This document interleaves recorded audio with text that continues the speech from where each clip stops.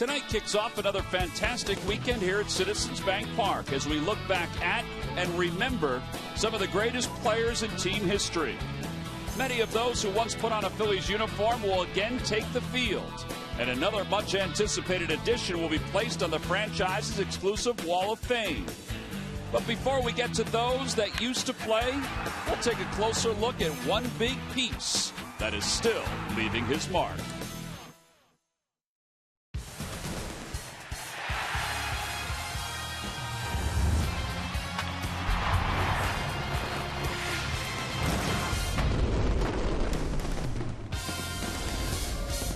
This is always a favorite weekend for the Phillies fans coming out to Citizens Bank Park. It's Alumni Weekend brought to you by Toyota, and it kicks off tonight with the Roy Halladay bobble figurine being given out to all fans, and Doc scheduled to throw out the first pitch in front of this crowd. Hi, everybody. I'm Tom McCarthy, joined by Jimmy Moyer, an alum who will be down on the field at some point this weekend with the rest of the Phillies who have come back to Citizens Bank Park as part of this four-game series against the Mets. And as we prepare for this four-game series, we reflect back, Jamie, to last night and Ryan Howard's big grand slam. What a big night for Ryan Howard, the Phillies, and for Ryan Howard's little bit of resurgence that's really kind of come along here in the last week or so. And, we go back to his fourth at-bat, really the game-winning at-bat for the Phillies, where he drew an 8-pitch at-bat. Saw a fastball, slider, see another fastball here. We'll see a couple sliders. They're trying to get him to chase. They got ahead of him. Ryan did a great job of fighting some pitches off, taking some pitches, and working himself into a great situation. But right there, you'll see that's the second last fastball, and bang. He gets a fastball, not all the way down and in, but it was down, middle of the plate, and drove it out left center field. A big hit, big home run, 5-hit inning in the 8th inning to put the Phillies ahead and allow them to win the game. And he is the all-time leader in grand slams in Phillies history. He has 13. Schmitty is second with 7. It's a great category for a big swinger like Ryan Howard, and last night was lucky number 13. All right, well, tonight he'll have to settle back in against a guy that's actually dominated the Phils the last 2 times, and that's Bartolo Colon, the veteran who gets the baseball. Yeah, and the Phillies have not been able to solve Bartolo Colon. The league pretty much is starting to, it's beyond starting. They have figured him out. The Phillies have not figured him out, and all he's doing is changing speeds with his fastball, throwing an occasional slider and mixing in an occasional changeup. But when he really needs to make a pitch, he elevates his fastball and adds some velocity. Last time out, 7 2/3 against the Phillies up at Citi Field. The last time the Phils and the Mets faced each other, 3 earned runs total against the Phils this year. Look at his ERA against everybody else this season. Yeah, it's 4.37, which is probably a little bit above average, or way above average. But again, I think it's the key tonight for the Phillies is to try to figure out Bartolo. All right, so we'll see if the Phils can do that in Game 1 of this 4-game series. The Phils and the New York Mets. It will be Bartolo Colon, and he'll be opposed by right-hander A.J. Burnett, making his 25th start of the season. Well, Roy Halladay left his mark here in Philadelphia. He talked today about how cool it was to have a bobblehead being given out in his honor. He'll be back here at Citizens Bank Park. It'll be nice to see him and the rest of the Phils alums. Phillies baseball is brought to you by Xfinity, your home for the most live sports. By Toyota, the annual clearance event is going on now. Toyota, let's go places. By Citizens Bank, introducing One Deposit Checking. Keeping things simple is helping you bank better. And by Independence Blue Cross, the most preferred health plan in the region. Independence Blue Cross. Live fearless.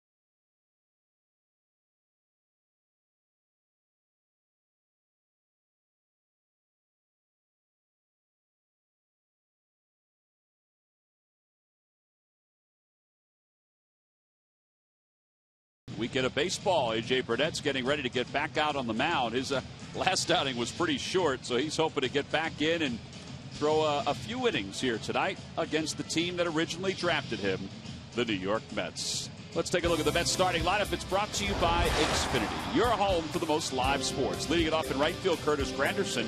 Daniel Murphy, the second baseman, bats second. David Wright hits third, followed by Lucas Duda and then Travis d'Arnaud.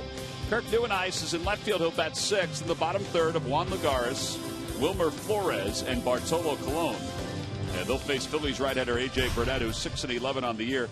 Jamie, the second half of the season hasn't been all that good for A.J. He's 0-3 with a 6.41 ERA. They didn't pitch a whole lot in Washington because he was ejected in the second inning. So he should be pretty well rested coming into this outing. Well rested is the appropriate words for that, Tom. I'm sure he probably did not want to get thrown out there, but he gestured probably in the wrong direction as far as the umpire expected and tossed him out of the game, and he had a short night. And he's actually, over the course of his career, he's pitched. He's actually struggled a little bit against the Mets. A 5-7 record with a 3.89 ERA. And, you know, I think he struggled a little bit here in the second half because teams aren't chasing his fastball and his curveball as much as they did in the first half. Well, he's due for a good outing.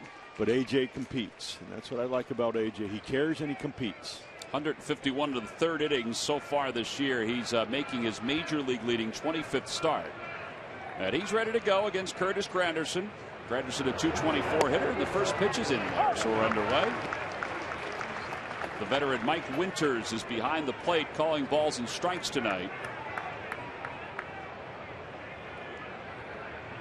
Granderson with those 45 runs batted in, which is light for him.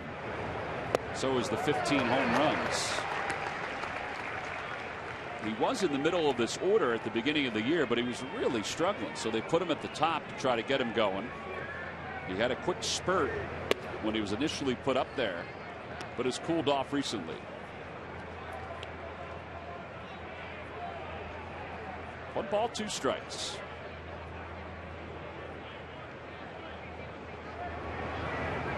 Outside, 2-2. Saw something a little bit already here with A.J. A little different than how he started some games. So when fastball, changeup. So 2 changeups more than we probably have seen in the last 2 starts of his. Ground ball to first. Big hop for Ryan Howard. Actually, it turned out to be a short hop for Ryan Howard. 1 out. Time now for our Nissan keys to today's ball game. Well, my first key is for the Phillies to keep the Mets off the board early. New York has scored 73 first-run innings this year, tied with Toronto and Milwaukee for the second most in the major leagues. And that's where actually A.J. ran into problems in New York in his previous start against the Mets. The second one is to solve the Colon fastball riddle. As we saw in our pregame, the league is hitting well over, or his ERA against the league is well over, it's 4.37. But versus the Phillies, he's under a 2 in ERA. So trying to figure out that fastball that he's adding and subtracting from. And usually when he needs to get it out, he elevates and adds velocity. Well, that pitch right there, A.J. elevated. It's no balls and 1 strike to Daniel Murphy, one of the hotter hitters in the National League. He's had a pretty solid year. He's an all-star. He leads the NL in hits with 142. And it's 1-1. This guy's been kind of a thorn in the side of the Phillies and probably every other team in the National League East this year. Certainly peppered the Nationals for some hits. He was 8 for 14 in the series against the Nats.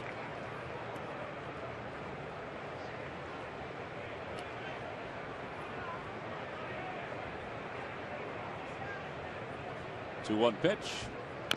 Chopper foul, and it's 2-2.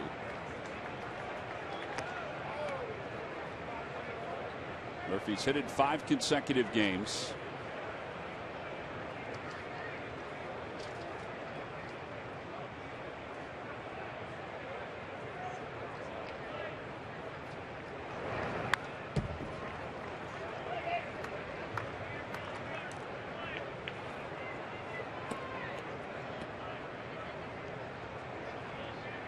Wasn't it great to see Roy out on the mound tonight?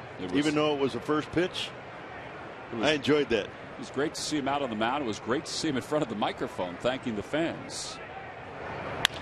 The ball's grounded to the right side. That'll get into right field, a base hit. That's 6 in a row for Daniel Murphy. And a 1-out single here in the top of the first. Well, here's Doc coming out today, and he has the baseball in his hand. He stopped at the microphone before he went out to throw out the first pitch, and here he was with Carlos Ruiz catching, still on the mound. Still has that nasty sink. Motion was almost the same, just a little slower. A little slower. He seems to be enjoying his retirement. And why not? Well deserved. Here's David Wright. Wright hitting .269, 8 home runs, 54 runs batted in. Well, Roy throwing out the first pitch is just the beginning for this alumni weekend. Saw Doc today, saw Charlie today, saw Jim Bunning.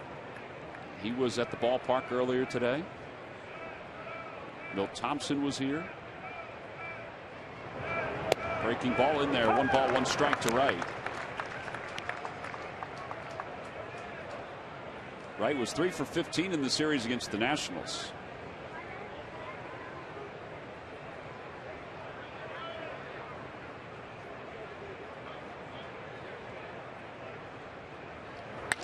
Opposite way. Utley gets second for 1, and that's all they'll get. Actually, it was closer than I thought it would be when Rollins jumped over top of Murphy. So 4-6 on the putout. During the 2014 season, Turkey Hill, the official ice cream of the Phillies, will contribute $100 for each Phillies victory and 5 cents for each carton of Phillies Grand Slam ice cream, sold to support the Phillies youth baseball and softball programs. 2 outs. Here's Lucas Duda.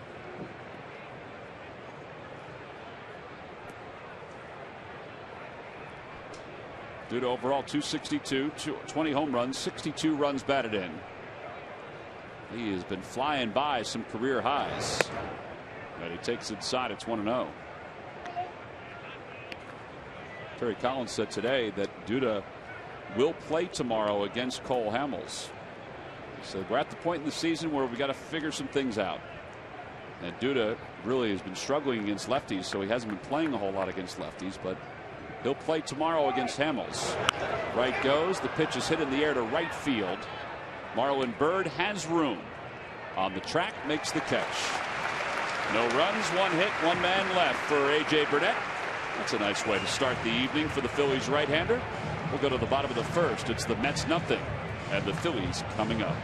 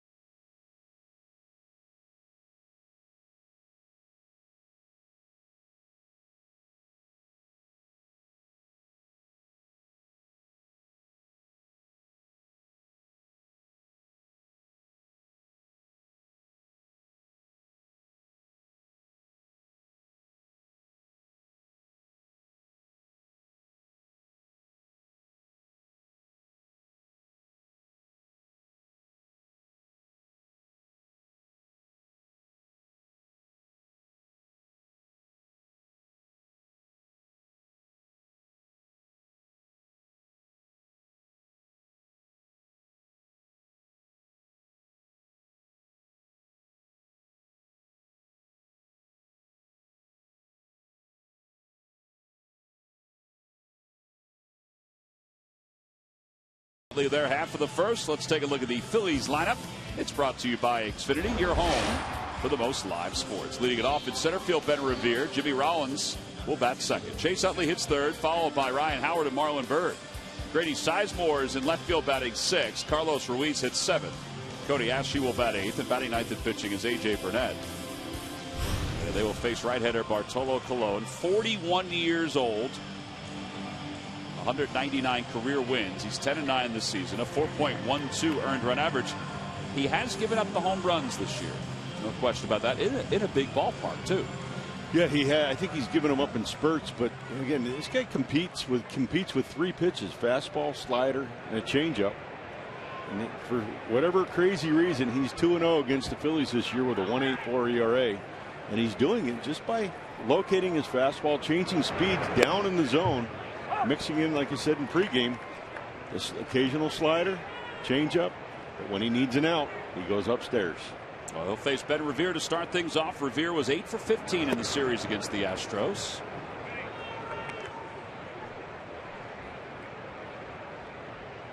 One ball and 1 strike. Revere 311 overall, climbing up the top 10. Second half of the season, he has 28 hits and a batting average of .378. That's from the All-Star break on. That's tops in baseball, is it not? Yeah, 28 hits already. That's a lot of hits in really less than a month. And he lines that one into center field, a base hit. A leadoff single. Jimmy Rollins is coming up. Hey, what? He's got the magic wand right now, doesn't he? Murph, it's kind of like before he was injured last year, that run of a month of games for Ben Revere. It's similar this year, but now it's starting to carry over to the other guys at the top of the order. And that's exactly what Ryan Sandberg was looking for. You know, Ryan was asked a couple of times today about his lineup, different guys not being in there, Don Brown for one, and he said, right now, I'm going to stick with what seems to be working. They've won 3 in a row, and that's exactly what he's done. But you don't have to look much further than, as you mentioned, Tom, the top of that lineup for why they're getting production. And you see right there, 1 through 4, 20 for 57 in that Astros series. That's a series that's good for 350. They had the 3 home runs, 2 of them by Ryan Howard, 1 by Chase Utley, and 11 RBIs. Obviously, Ben Revere scored a lot of runs, as has Jimmy Rollins as well. That's the production they've been looking for from that top 4 all season long. They've been getting it over the past couple of days. It all starts at the top with Ben Revere, as you said, who's been red hot. But those guys behind him have to be there to knock him in as well. They've been able to do that. Ground ball right side. Murphy will go to second for 1. They won't get the double play. 4-6 on the putout at second base. A fielder's choice. Yeah, I don't know if we've had you guys can correct me if I'm wrong, but I don't know if we've had a run of just a series the way it was with the Astros, where the top 4 have been this good all at the same time. And would you guys agree with that we haven't had a series like that this year? I would definitely agree with that. How about you, Murph? Yeah, absolutely. I mean, the only time that could have really been happening was when Ryan Howard was hot before, which was back in St. Louis. And off the top of my head, I can't remember what the other 3 were doing at that point. But, you know, I would bet that this is the first time all season that all 4 have really been clicking at the same time. All right, let's see if Chase Utley can pick things up here in the first. With Rollins over at first, he takes a pitch outside. It's 1-0. Utley 4 hits in that series against the Astros. Last night's win was just remarkable, and that was kind of old hat. You know, I know we always say back in 08 or back in 09 or back in 2010. They used to do that all the time, but they really did. It's just a sign of a good team when you're able to put pressure on the opposition, not for just the first 5 innings, but even beyond. Well, and you see the bounce in the player's step, and you can see it in the fans too. I mean, the excitement with the fans. And you know, I know we refer back to 08, 09 a lot, but why not? But I also can say, as a player playing here and living in the city, there was a bounce in everybody's step in the city. Fly ball to right. And that pitch was just in on Utley. And Granderson makes the catch. Well, obviously this capped off the comeback for the Phils. And there's really not a whole lot to say. You see that swing, that famous swing, and you see the elevation of the ball, and you know it's going to carry out of the ballpark. And that's exactly what happened for Ryan Howard's 13th grand slam, and to give the Phillies a lead to keep. It also moves Howard. We talked about this last night. It's a 3rd place in the National League in RBIs with 71.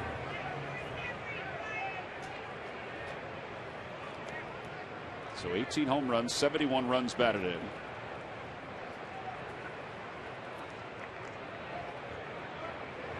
Overshift on is against. The overshift is on against him. 3 infielders on the right side.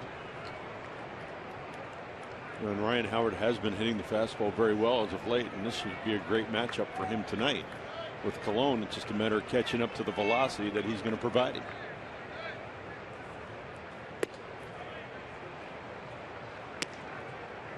The Lucky McDonald's Phillies home run jackpot contestant is Christopher Carlson of Quakertown. Phillies hit a home run in today's ball game, and Chris will win $100.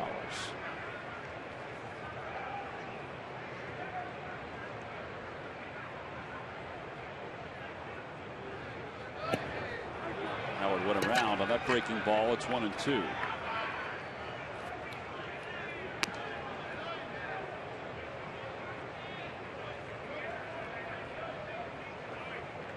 Last outing for Cologne, he went just 4 2/3. He allowed 8 hits and 6 runs against the Giants.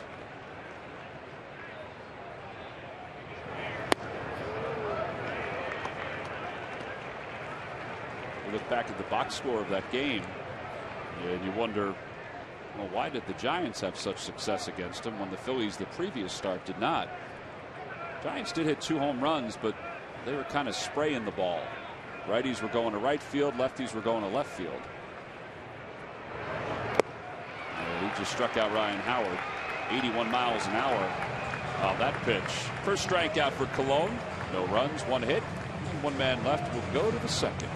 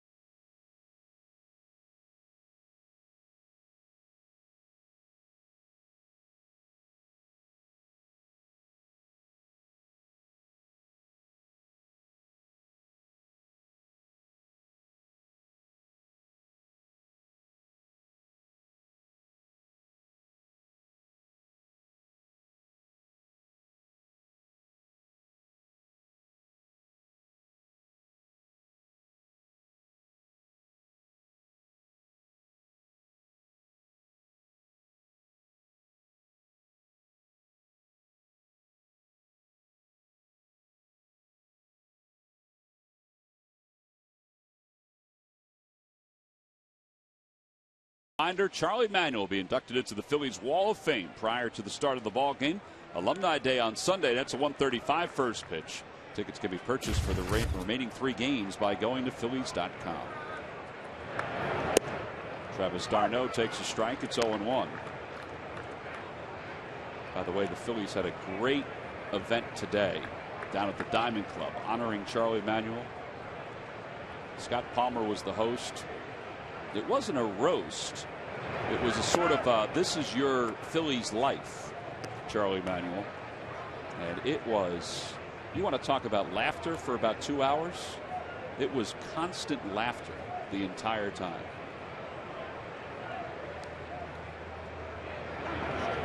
d'Arnaud fouls it at the plate. It's 1-2. Well, and Charlie's one of those guys that can have a lot of laughs. Oh. He's got a lot of stories. He's got a lot of memories. He's got a lot of knowledge. And he enjoys sharing that with people. And I think people enjoy that in him. Well, you were privy to a lot of the stories that, you know, the players were talking about. Jimmy Rollins, Ryan Howard, and Chase Utley. That was the panel of players on a couch. It was like the Merv Griffin show or the Mike Douglas show, and it was just funny. They were talking about the time when Charlie, and we'll talk about this tomorrow with Charlie, but the time Charlie locked himself into the office in Cincinnati when he slammed the door after a loss. I wasn't aware of that one. Ground ball to third. Ashe. Throw takes him into the base path, but Howard's able to corral it. Well, tomorrow before the ceremony, get ready for Charlie's induction into the Phillies Wall of Fame. Ricky Vitalico will be part of the pregame coverage live on the Comcast Network.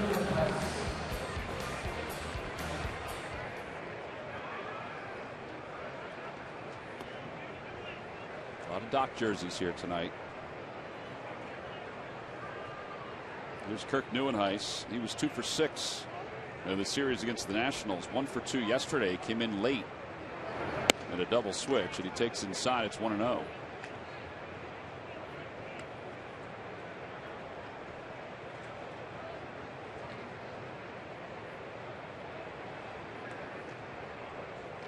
Terry Collins said today that Neuenhuis is going to get a chance to play more for the first or the last month and a half of the season. Chris Young had been getting most of the at-bats out in left field, and he'll still play. But Collins pointed to shortstop and left field and first base as 3 positions that they're going to change a little bit for the final month and a half of the year. Foul tip, and it's 1-2.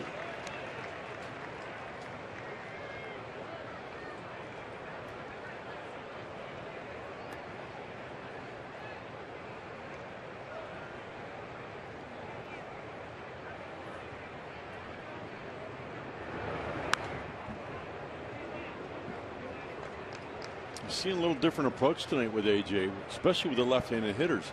Seeing far more changeups, and right there we saw an elevated fastball.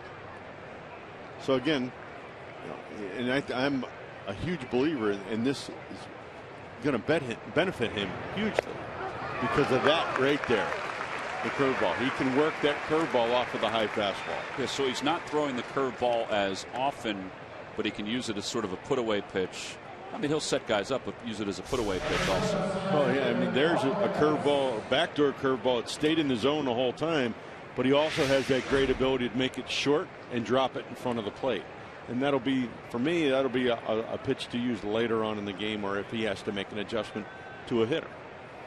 Here's Juan Lagares, the center fielder, 278 hitter. And I believe either Carlos was crossed up or he just flat missed it. I guess he was crossed up because that ball got a piece of Mike Winters, the home plate umpire. Umpires do not enjoy that. Sean Ficazzi, the Phillies athletic trainer, is out to check on him. Yeah, I think Carlos was thinking something else, don't you, Jamie? Yeah, location at least. Yeah, that ball ran. I think Carlos was looking for that ball away, and the ball ran back over the plate. But the way Carlos reacted to it, I think he was almost looking for a breaking ball.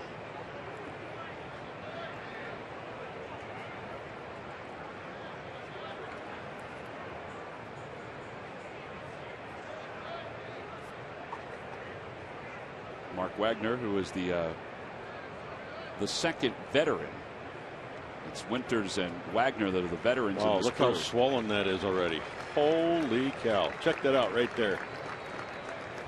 Right there. That did swell up pretty fast.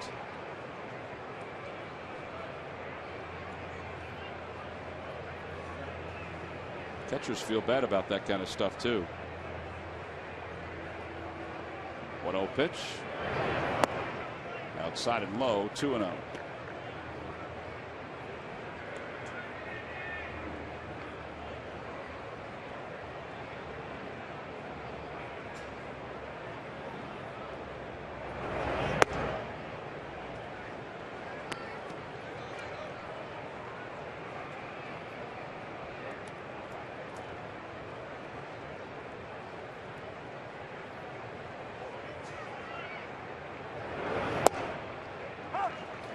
Was taken all the way, 3-0. So 3 balls and 1 strike.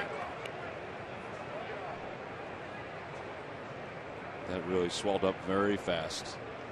I wonder if he'll exit at some point.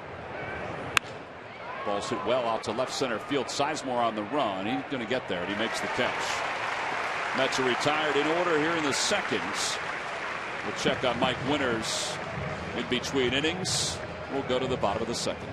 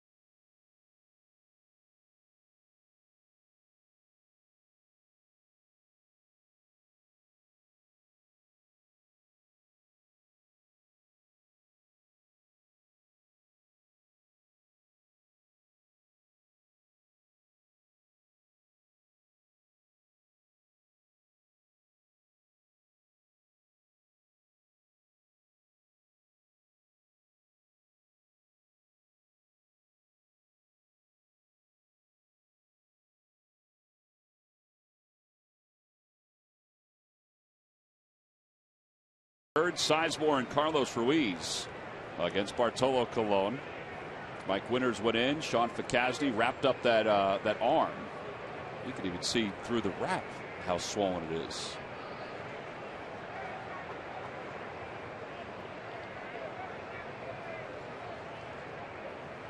Marlins swing and a miss at the first pitch. It's 0-1. Mike came out, and as the break in between innings was coming to a close, he used that hand to brush off the dirt on the plate. His other umpires asked him if he was okay. The players asked him if he was okay. He said he was good to go. Another high fastball. It's 0-2. There was a game, I think it was last year, Jamie, against the Rockies. Willeen Rosario was catching for the Rockies, and he flat out missed a ball. And it nailed. It wasn't Tom Hallion, as that one is floated out toward left center field. A base hit for Bird.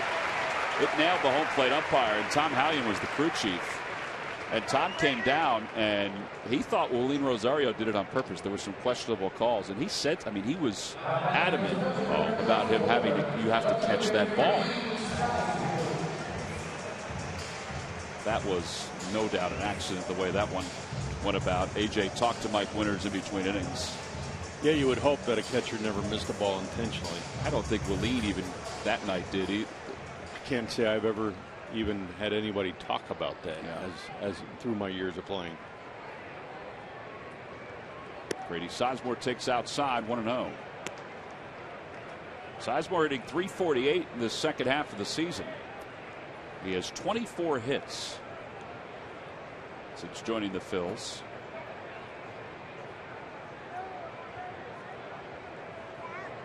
I should say he has 24 hits in the second half, 27 since joining the Phillies. Well, he's really been in the middle of everything. He really has.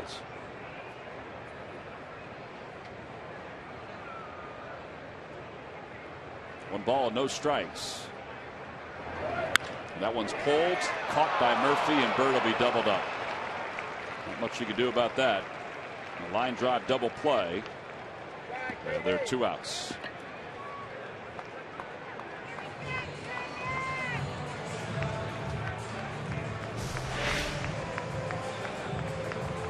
Well, that's just unfortunate, but I love seeing the movement right there, the hit and run. With a guy that can handle the bat, Marlon can run the bases a little bit. I mean, obviously that was hit right at Murphy, but if that ball gets through, I mean, again, it creates it continues some of the momentum that the Phillies have created here recently. Here's Carlos Ruiz.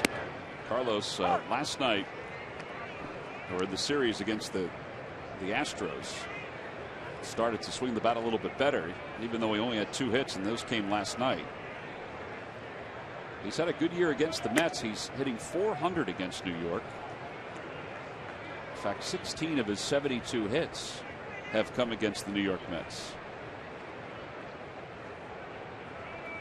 1 ball, 1 strike. 1-2.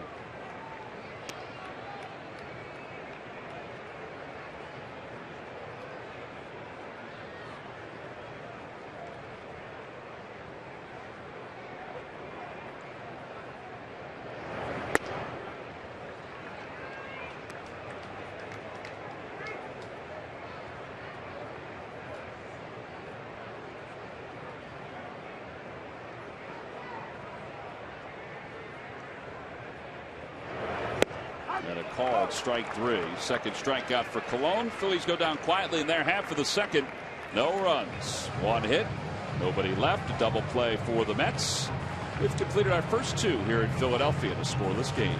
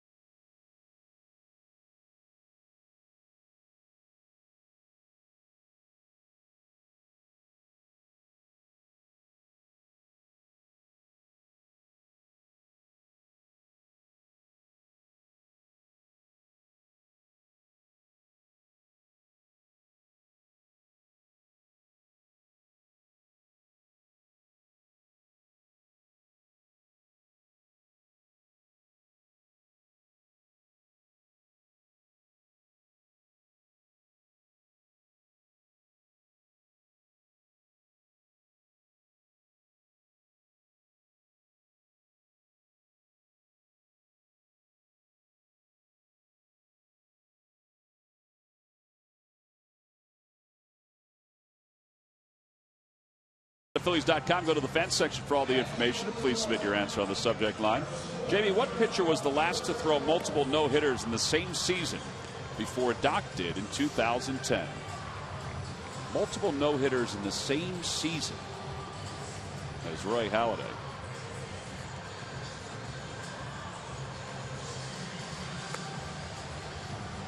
We'll go to the top of the 3rd inning. A.J. Burnett so far has allowed just the 1 hit. They'll face Wilmer Flores, Bartolo Colon. And at the top of the order, Curtis Granderson.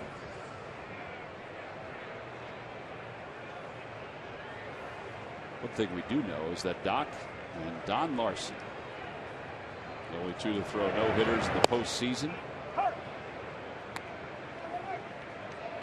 I believe this guy was a teammate of mine at one point in my career.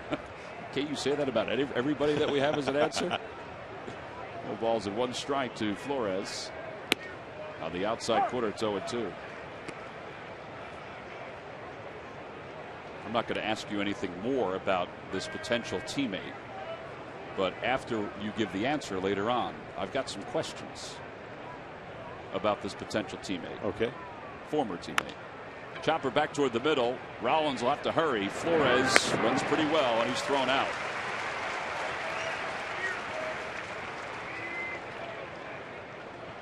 One away. Bartolo Colon will get a chance to bat. Well, time to take a look at the current weather conditions, brought to you by Oliver Heating and Cooling. Visit oliverheatcool.com. 80 degrees, a very slight breeze. Should be a nice weekend here in Philadelphia. Looking forward to all the activities tomorrow with Charlie's induction into the Wall of Fame. Alumni Day on Sunday.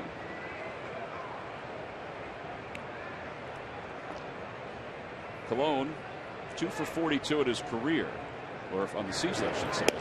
12 hits for his career.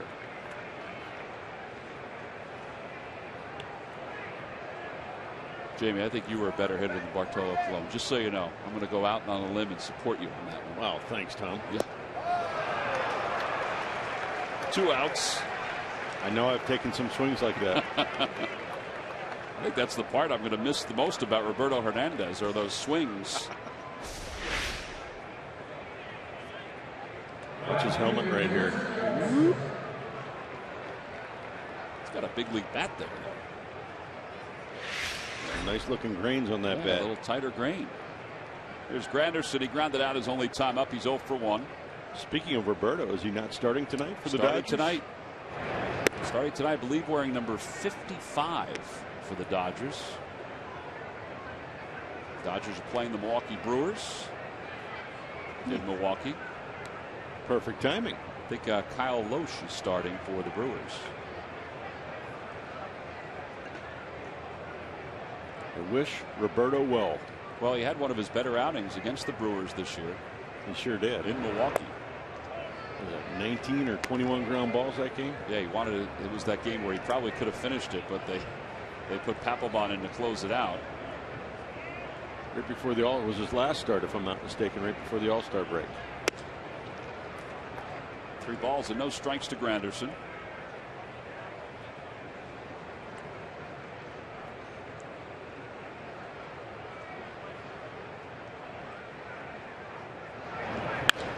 And a base hit to right center field.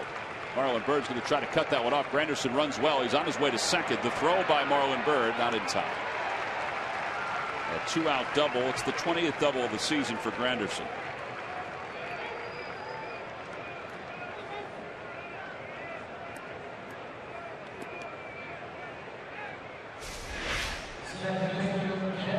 Here AJ throws a fastball slightly elevated across the plate. That ball runs across the plate. It's kind of going east and west.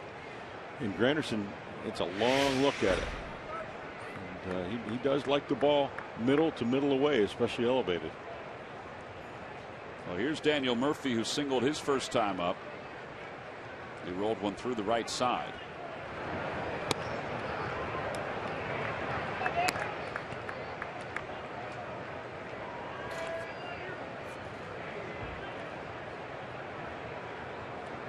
Well, that gentleman has himself a collection of Roy Halladay bobbleheads.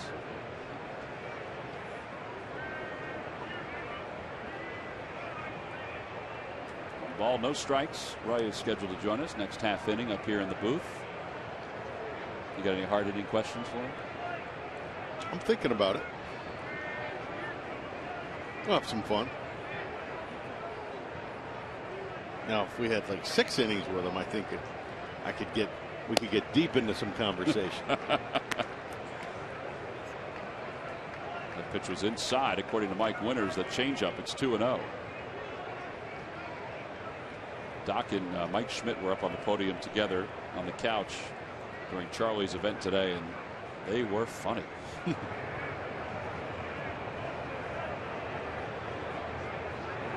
Breaking ball. It's 2-1. Best story was, Doc was so focused on his job. They relayed a story how Schmidt was wondering why he never said hi to him, and he thought it was because he was focused on his job, and he wasn't thinking about saying hi to anybody. And Roy divulged that he was afraid of Mike Schmidt because he was so in awe of him. That's great. Granderson's at second base. 2 men down here in the third. Conversation between Ruiz and A.J. Burnett. Chase Utley coming in to be part of it.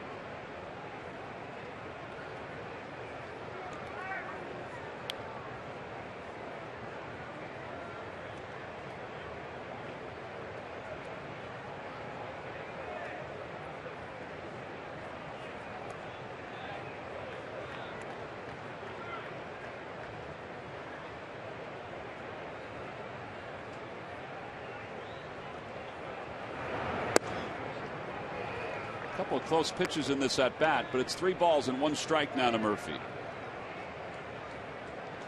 One might have been a little high and in. David Wright is on deck.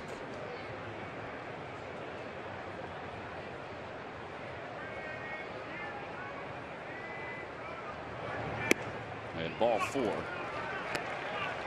AJ is first in the league in walks. That's his first of the night. And now 2 on with 2 outs for David Wright. A sense right there. They almost pitched around him once he got to that 2-0, 2-1 count. They don't want to make any mistakes with Murphy. Yeah, at this point, he seems to be the better contact hitter than David Wright. Do you agree with that, Jamie? Right now? Yeah. Yes. But to me, as long as David Wright has a bat in his hand, he's a threat. Well, and particularly his numbers in his career against the Phils and at this ballpark. He loves hitting at this ballpark. Takes a strike. It's 0-1. Fastball at 92. I created some of that mess. I will admit that. That's where you stand up and say, my bad.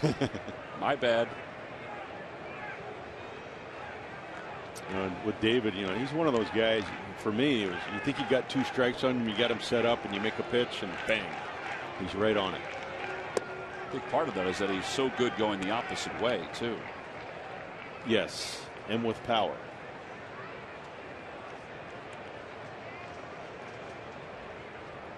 One ball, 1 strike.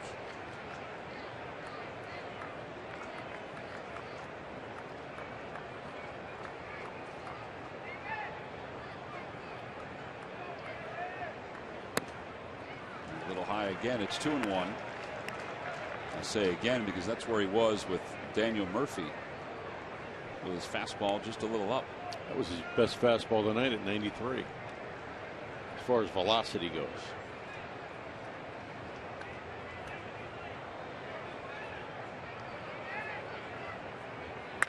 Opposite way, a base hit to right field. Granderson around third. He's being held. The throw by Bird quickly to the plate. A good thing Marlon Bird got to that ball fast. The bases are now loaded for Lucas Duda.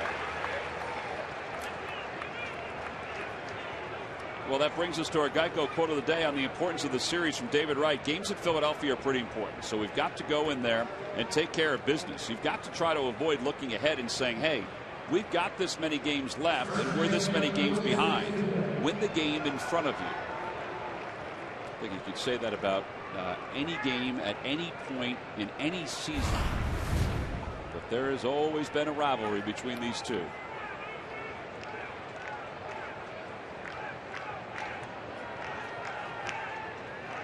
Duda's numbers with the bases loaded. He is dangerous this year as a power hitter. Fly to the track in right field his first time up. I kind of felt at first at bat he was sitting on a curveball the whole at bat.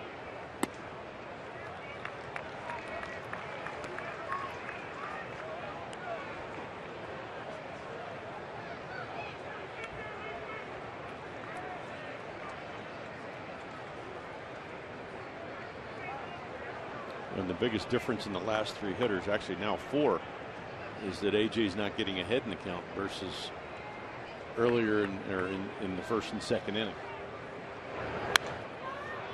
Duda fouls that one back. And it's 1-1. See Duda this season, March and May, 236. From June 1st until now, 284. A lot of extra base hits.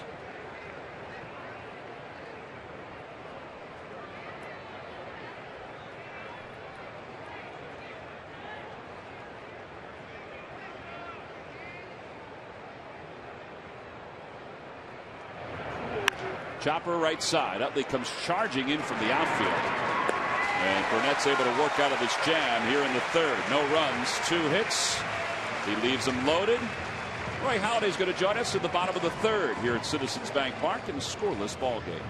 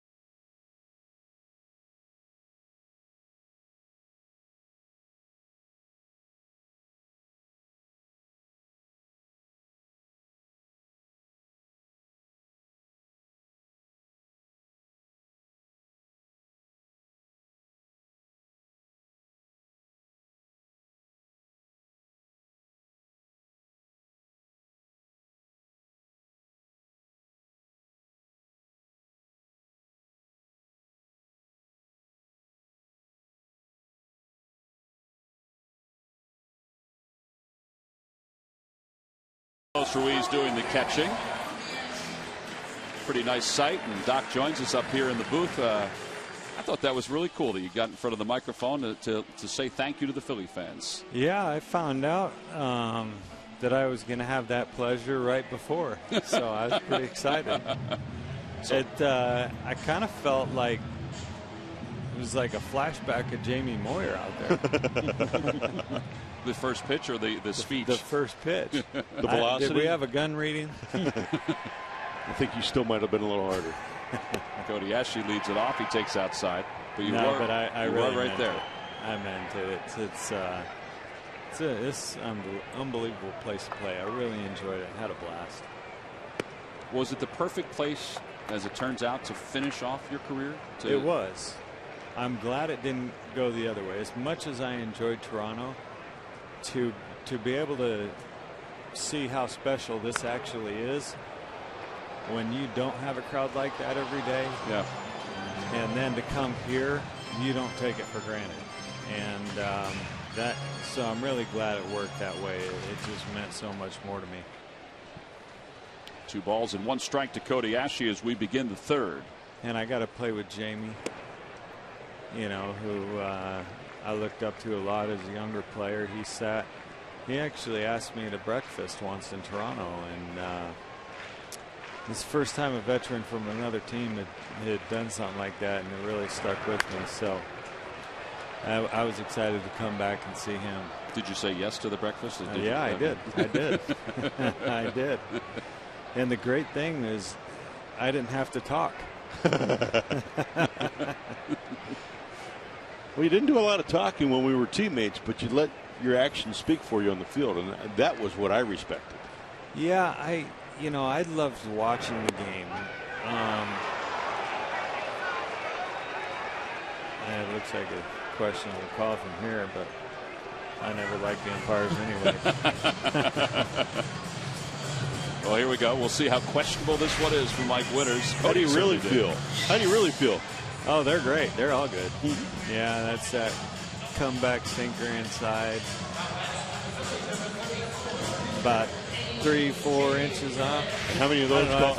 How many of those calls did you get in your career? None. They were all strikes. Everybody else gets them. Here's A.J. Burnett, who takes a strike. It's 0-1. A.J. 152, no homers, 1 RBI. How was it to see Chooch again and to talk to Chooch and get a chance to throw that first pitch? It was neat. You know, I was telling somebody earlier today I threw the first pitch in Toronto, but there were so many different faces that it wasn't, you know, it just wasn't the same. And then coming out here and seeing the guys you played with last year, your catchers there, I mean, it was pretty cool. It's a foul territory due to the first baseman.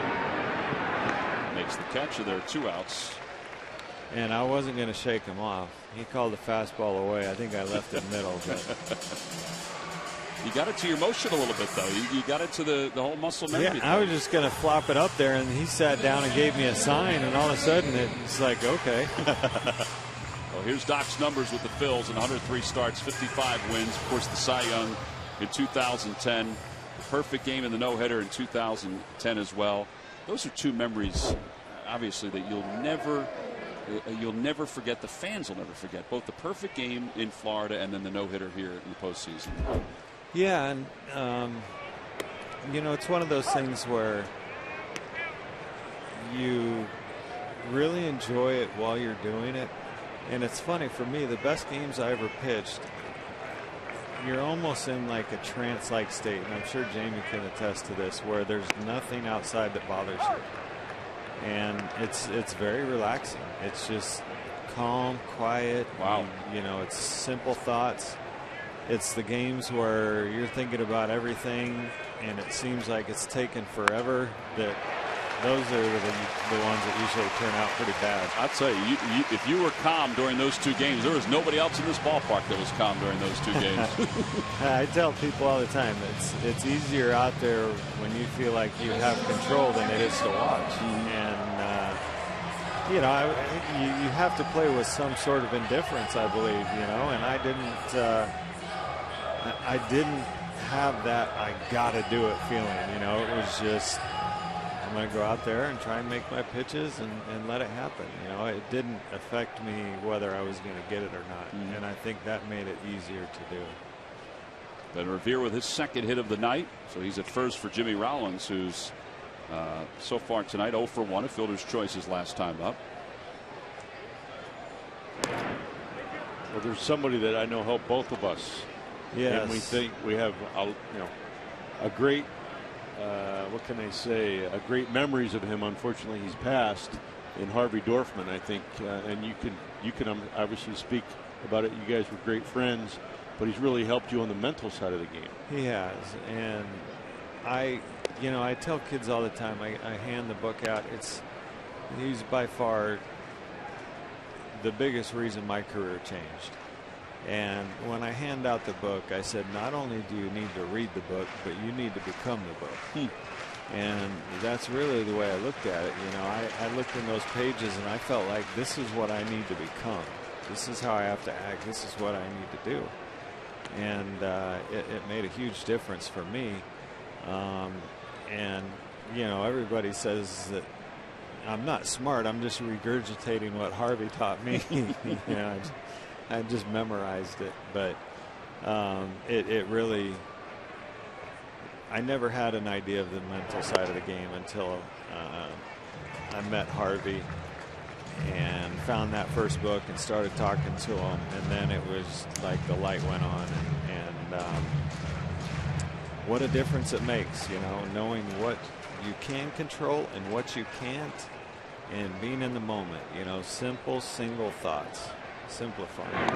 It made a world of difference for me. Did that take time, though, for both of you guys to buy into that, to buy into the book and what Harvey was talking about? I felt like when I first saw it, I was thinking, man, has this guy been following me around? Because all the bad stuff in here is written about me. But it made so much sense to me. It's hard to do. It's easy to understand. It's hard to do. And that's where it took me a while to become that. It took me a while to turn the page after I felt like I made a good pitch, got a bad result. Now I got to get back to a good approach. It took me a while to be able to do that. But I understood it right away. Just a matter of changing how the way I thought. And I don't know how it was for Jamie. I had read the book before I met Harvey. But having the great opportunity going to visit with him for 2.5 days really kind of opened my eyes. Then to try to put it to use, as you say, you know, all the negative thoughts that you have, it's learning how to get those out and focus on the positive and focus on the task at hand and keeping things simple.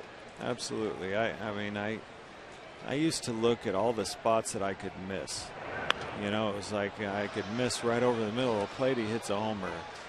You know, if I throw it over here, I can hit him. I'd see all the places that I didn't want to throw the ball instead of the one spot that I wanted to throw the ball. And it's really just that mind change of being positive and visualizing positive. And, you know, I wasn't worried about who was on deck or what the score was. I was worried about executing a pitch. And going into a game thinking all I got to do is execute one pitch. And then after that, I'll worry about the next one. It's a much better feeling. Fly ball to center. Lagares is under it. Side is retired. Well, we talked about the no-hitter and the perfect game in 2010. We'll take a listen and take a look at the 2010 National League Division Series no-hitter. First postseason game for Roy Halladay. He winds the 0-2. Swing and a dribbler out in front of the plate. Ruiz out to get it. The throw from his knees. It's in time, and it's a no-hitter. Unbelievable. Ruiz and Halladay embrace, and the Phillies again celebrate around Roy Halladay.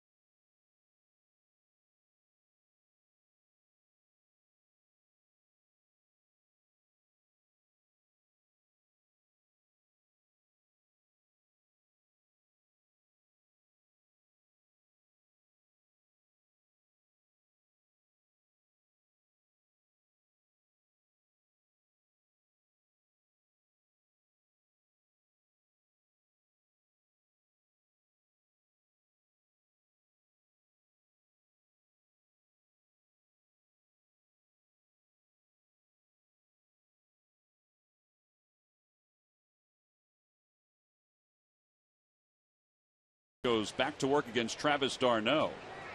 Who grounded out the third his first time up. Swing and a miss. It's 0-1. Had you ever seen the guy that you were traded for before, Travis d'Arnaud? I had heard of him. I've never seen him play in person, but I had heard of him. Yes. He's actually been swinging the bat pretty well for the Mets recently. When the Phillies were up in New York, he was hitting the ball well. Up high, 1 ball and 1 strike. Roy Halladay joining us up here in the booth. Of course, tonight, all fans, thanks to Toyota, received the Roy Halladay bobblehead as they came through the gates.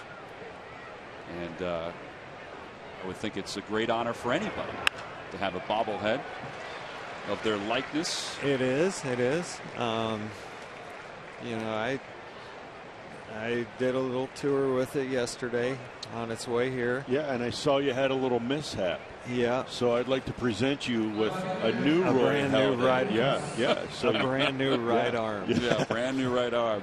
That's awesome. Just be careful with that one. Don't take it out But of the see, package. I told him, I said, I don't know if I can ever carry another likeness of myself around and take pictures of it. just keep him in the box. I'll keep him in the box, but it was it didn't seem right to be taking pictures of myself. Well, I will say, but it was fun. It was fun. I had fun with it. I will say, everybody's. I mean, I know Phillies fans are following you on Twitter. Not that we're that active on Twitter, but we do follow you on Twitter. Now, what happened? What's up with with tweeting so much? You know, it actually started. We were trying to raise some money for pediatric cancer, doing a charity event, and I'm trying to come up with ways to help my wife get the word out. And we were thinking about newspaper articles, what to do, and I said, well, let me try this Twitter thing. So I signed up, and my agents got it verified, and all of a sudden we're sitting at lunch, and my phone starts buzzing, and I got 23,000 emails. Oh. And I went, uh-oh. But, you know, as I got going, it just really, for me, it was a great chance to show people who you are. You know, they see you on the field, and they see you in interviews. I always felt like when I was at work, that was my job. That's what I was focused on, and they never got to see your personality. And unfortunately, my wife gets too much of it, so I'm just trying to spread it elsewhere. I heard you say that today to somebody about, you know, the way you were as a player. I thought that was a great answer. You know? Yeah, I mean, that's how I was. You know, when I got to the ballpark, I felt like it was time to go to work, and I enjoyed working, but you know, I took it very seriously. I wanted to do everything I possibly could to help the team and pitch as well as I could. So here's Juan Lagares, who takes outside. Runners on first and second. Nobody out here in the top of the fourth. I had, you know, I read a story about Frank Catalinato in Toronto, and he said he walked by me in the hallway and I would never say hi to him, and he thought I was, you know, wasn't a very friendly teammate. And he was talking to Vernon. Vernon says, well, you know he's pitching, right? He said no. And for some reason, when I started getting into the Harvey stuff, it just blocked things out for me. It's not that I ignored him on purpose or tried not to. That's just how I became. And it got to the point where after dinner, I'd go upstairs to go to bed, and my wife would say, we'll see you after the game tomorrow. And that's pretty much what it turned into. I talked for 30 minutes with Doobie and Chooch about the hitters, and that was it. 3 balls and no strikes to Lagares. But it's different for everybody. Some guys need to talk to let that energy out. Other guys need to kind of relax to let it out. For me, just being still, quiet, and kind of in the moment helped me get focused. I think Jamie was the opposite, actually. I think he liked talking, he liked engaging, and I think that helped him kind of get his mind into the game. I moved around to a certain time of the day, and then my day started. You know, my day started early, you know, kind of like yours, but it was doing busy things. And then at like 5 o'clock, I checked out. Right. He was fun to watch. You know, Marlon Byrd watches that one go over his head. A run is going to score. Also around third is Neuenhuis. He'll stop there, though. It's 1-0 New York. You know, he would. I saw him in Toronto. Day he's pitching, and he's in there stretching while I'm working out and moving around and getting his body going. And I had to do that out at on that the age. field. Yeah, out on the field, but then you see him out there competing. I just, for me personally, I would get so internally amped up that I had to really work hard to calm myself down. And so that was my focus, was I'm not going to let anything distract me. I'm just going to focus on what I'm going to do when I get to the mound, and that's it. I didn't have the ability to talk to other guys and then go, okay, now I'm going to go focus. I was too all over the place. I had to, from the get-go. Did it take time to decompress when you retired from that? No, I mean, as soon as the game was over, I was pretty much back to normal. I felt like in most of the media post-game stuff, I was trying to be respectful to the media and answer their questions as best of my ability as I could, but that's not the time to be joking, win or lose, because somebody's going to be offended. So I kept things pretty serious. Over to right field, Marlon Byrd on the run. He's not going to get to that one. He plays it on a hop. One run is in, and that'll be it for the Mets. It's 2-0 New York. So 4 straight hits for the Mets here in the fourth. And Bartolo Colon, the pitcher, will be coming up. I tell you what, one of the best ones I saw was it said Bartolo Colon had 2 grand slams today at Denny's before the game.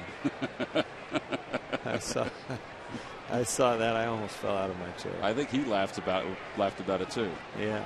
Well, speaking of food, we've been following you on Twitter, so we wanted to make sure that we got you some double stuff Oreos too. Perfect. So. That is, yeah. Okay, we're set now. Yeah. I'm good to go. We were going to get you big tubs of ice cream too, because we saw that when you were schooling the ice cream. Yeah. Well, I picked up the ice cream last night, but they didn't have the double stuffed.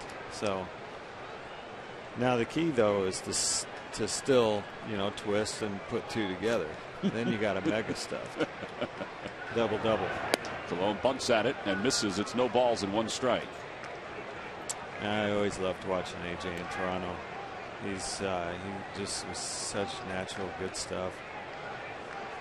And when he was on, boy, he was just lights out. And he's had games like this, particularly in the first half, where he's had that same stuff. In the second half, he's been kind of trying to find it.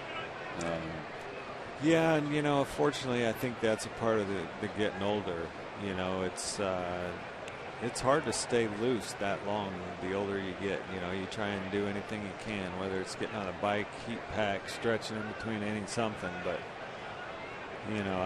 I started having problems going from warming up in the bullpen to the first inning. So I don't know if that's it for him, but for me, an important thing in spring training was how many times I would get up and down, and the length of time that I was up and down. And it was important for me to try and stay loose in there. So when I came back out, I was right back where I was. Well, here's Curtis Granderson. With the runners on first and third, one of the many magazine covers out here in the press box. Roy, we showed some of the things that you did during your career. Over 200 wins, almost 100 games over 500 for your career. Was there one thing that stood out? There's one thing that you look at the placard and say, man, I'm excited about that as you venture into retirement. The champagne bottle from when we clinched our division and celebrated. That stuck out the most to me. That was having wanted to go to the playoffs so bad for so many years and finally getting that chance and running up there and seeing all the plastic and the buckets of champagne. That was the highlight for me. I mean, that's what it's all about. You know, you play this game to win, and to get to the playoffs is tremendous. Well, another run scores. Granderson with an RBI single. Over to third goes Wilmer Flores. So first and third, and Granderson is now 2 for 3. And Bob McClure coming out to talk to A.J. Burnett. I'll tell you what, Bob is awesome. I got some time to spend with him in spring training. He is one of the most knowledgeable guys I've been around. And we sit and talk, exchange ideas. I don't know if, Jamie, you got to talk to him at all in spring or during the season, but I really enjoyed talking to him while I was down there. He had tremendous knowledge.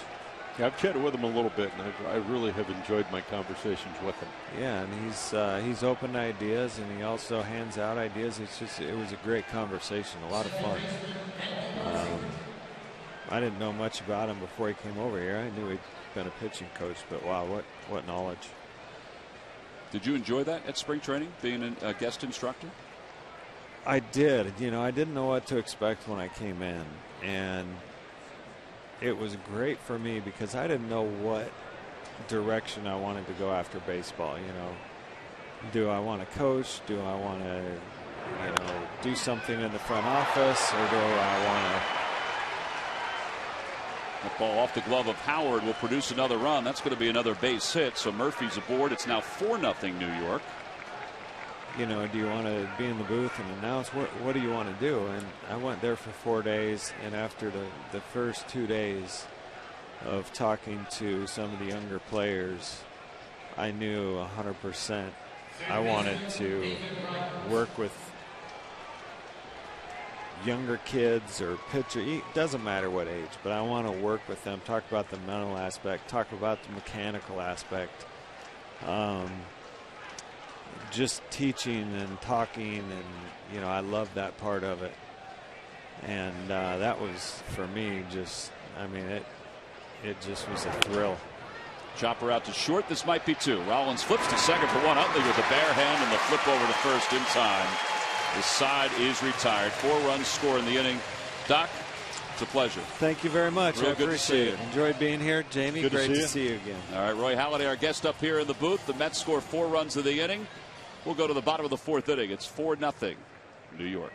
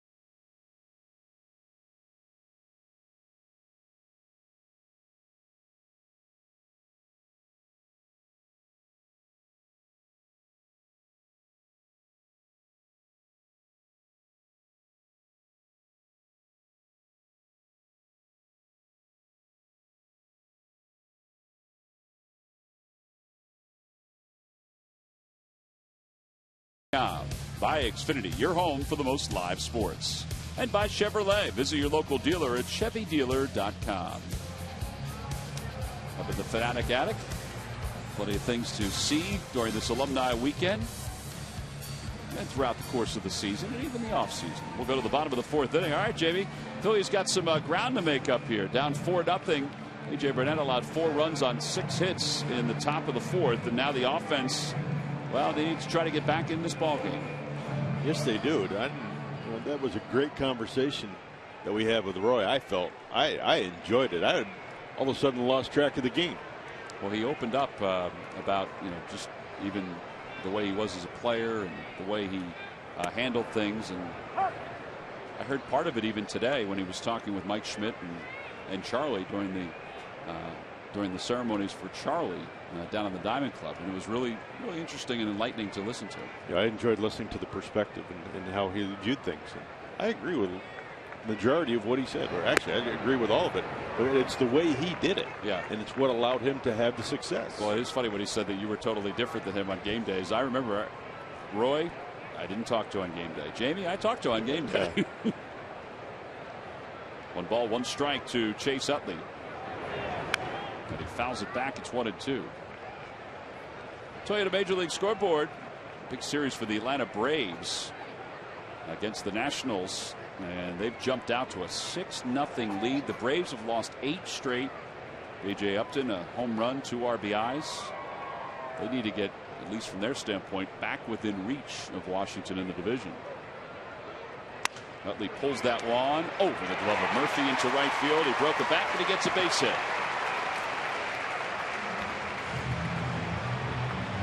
Well, reminder, tomorrow night, Charlie Manuel will be inducted into the Phillies Wall of Fame. Tickets are still available if you want to come out and celebrate Charlie's great honor. He looks awesome. He sounds great. Tickets can be purchased anytime by going to Phillies.com. The great folks at Toyota are proud sponsors of Alumni Weekend. Here's Ryan Howard, who struck out his first time up. It'll be nice to see the Phillies peck away here a little bit. Try to cut into this deficit. Kind of the same stuff we talked about even last night against the Astros. Phillies waited till the 5-run 8th inning, but it's kind of the same thing against Colin McHugh. He was keeping them off balance and kind of mowing them down. Outside 2-0. That's exactly how they started Ryan off last time. Away, away. See where he goes from here. From last at bat, then he went slider, changeup.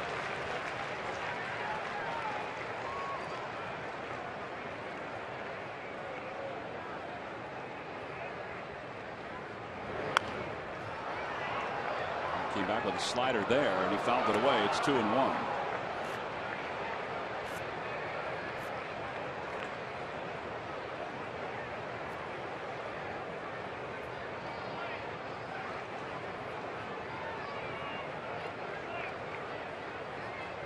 Bartolo looked very relaxed the first 2 times he faced the Phillies, and he looks as relaxed here tonight. Nothing overpowering, which is the way he used to be when he first began his career. Well, I think he realizes he no longer has that power. You know, and when we were talking power, it was 95, 97, and occasionally 98. He no longer has the ability to do that. Howard takes strike 2.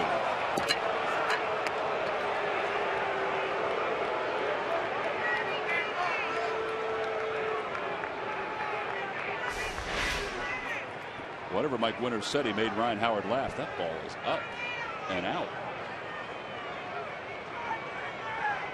Well, I'd say it's up in today's game.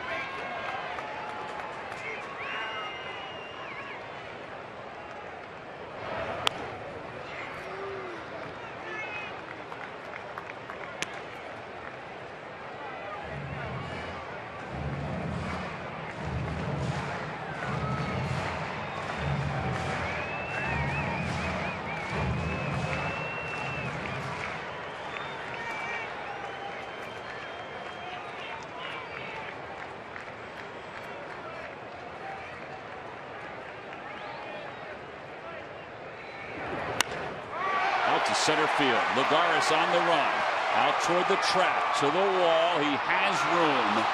He makes the catch, and Utley's got to cross back over to second base to go to first. Maybe down on the handle just a little bit.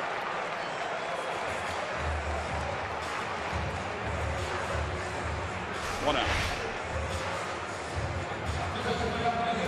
handle it. Yeah. Almost off the bat, I thought maybe Ryan thought he got it. He hit it so high. State had a chance to stay in the ballpark. Down off the end just a little bit. Not too much, though. Marlins singled his last time up. He's 1 for 1. On the inside corner, it's 0-1.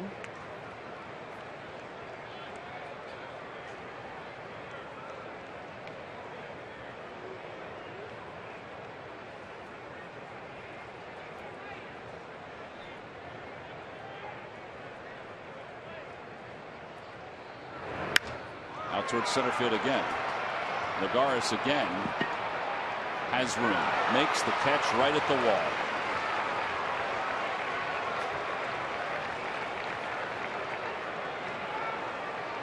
Well, we take a look at our Mazda leaders, and Bartolo Colon is the 3rd most wins of any Dominican-born pitcher. Juan Marichal, the Hall of Famer, with 243. Pedro Martinez, a sure-to-be Hall of Famer, with 219. And then Bartolo, who is on the doorstep of 200 victories.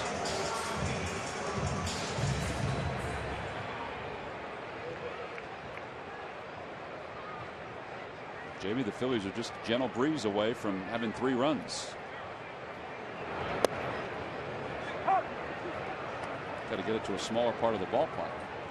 Yeah, they are choosing the wrong part of the ballpark at this point, because there is a nice little breeze going left to right here.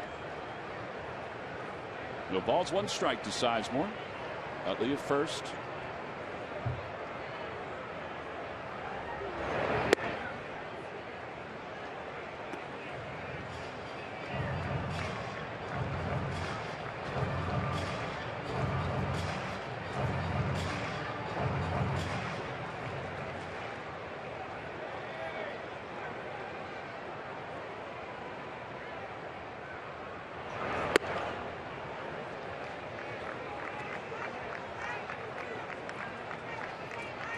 I was just thinking it's got to be pretty easy to call a game for Bartolo.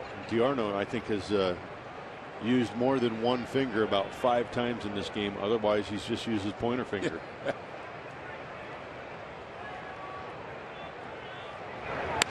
Out toward right field. Granderson is there. And they're just missing the meat part of the bat by an inch or 2. That's how Bartolo Colon rolls. No runs, 1 hit, 1 man left.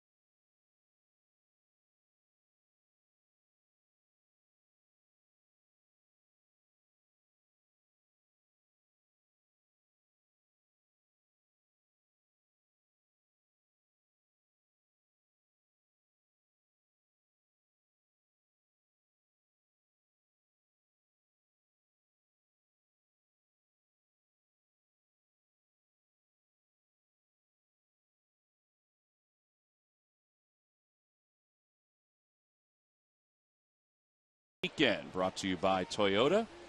And look who just wandered into the booth. Actually, we scheduled it, but it's nice to see him. Jim told me. Jimmy, thanks for coming on, buddy. It's great to be here, yeah. Thanks for coming on. Good to see you guys, yeah. I heard when you arrived earlier, you emerged from the dugout and you immediately started telling fishing stories. Fishing's fun. Yes, I think when you retire from baseball, you should fish a little bit. It's definitely exciting. Well, it's always good to see you back here off a weekend in Cleveland where you had a statue unveiled.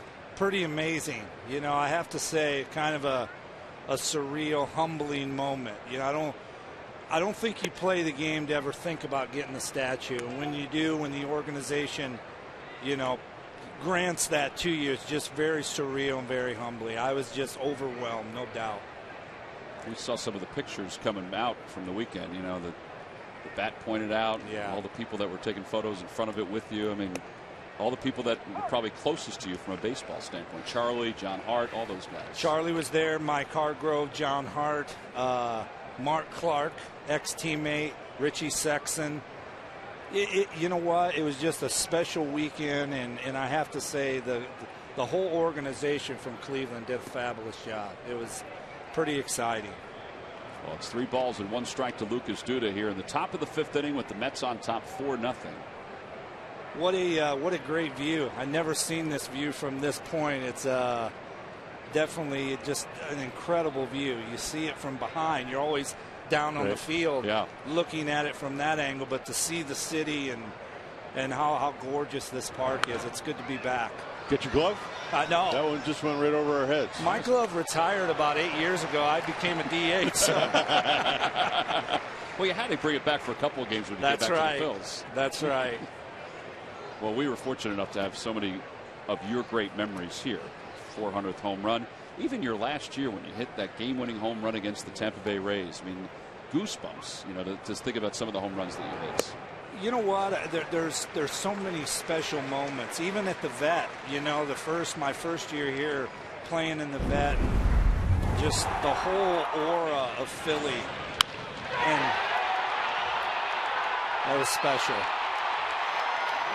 And he was throwing really hard that day. He was throwing hard He was throwing hard that day. And there's Pap. That doesn't get old. No. It's always fun rounding third, seeing your teammates, no question. Travis d'Arnaud fouls it off to the right. Yeah, we don't get many baseballs up here, Jim, so if we get one up here, you got to be ready for it because they're coming pretty fast. I'll do my best. I'm hiding behind you. That's right. This is our vantage point in the Harry Callis broadcast booth up here at Citizens Bank Park. Jim, in your time here in Philadelphia, what do you think, what made this Philadelphia such a special place for you?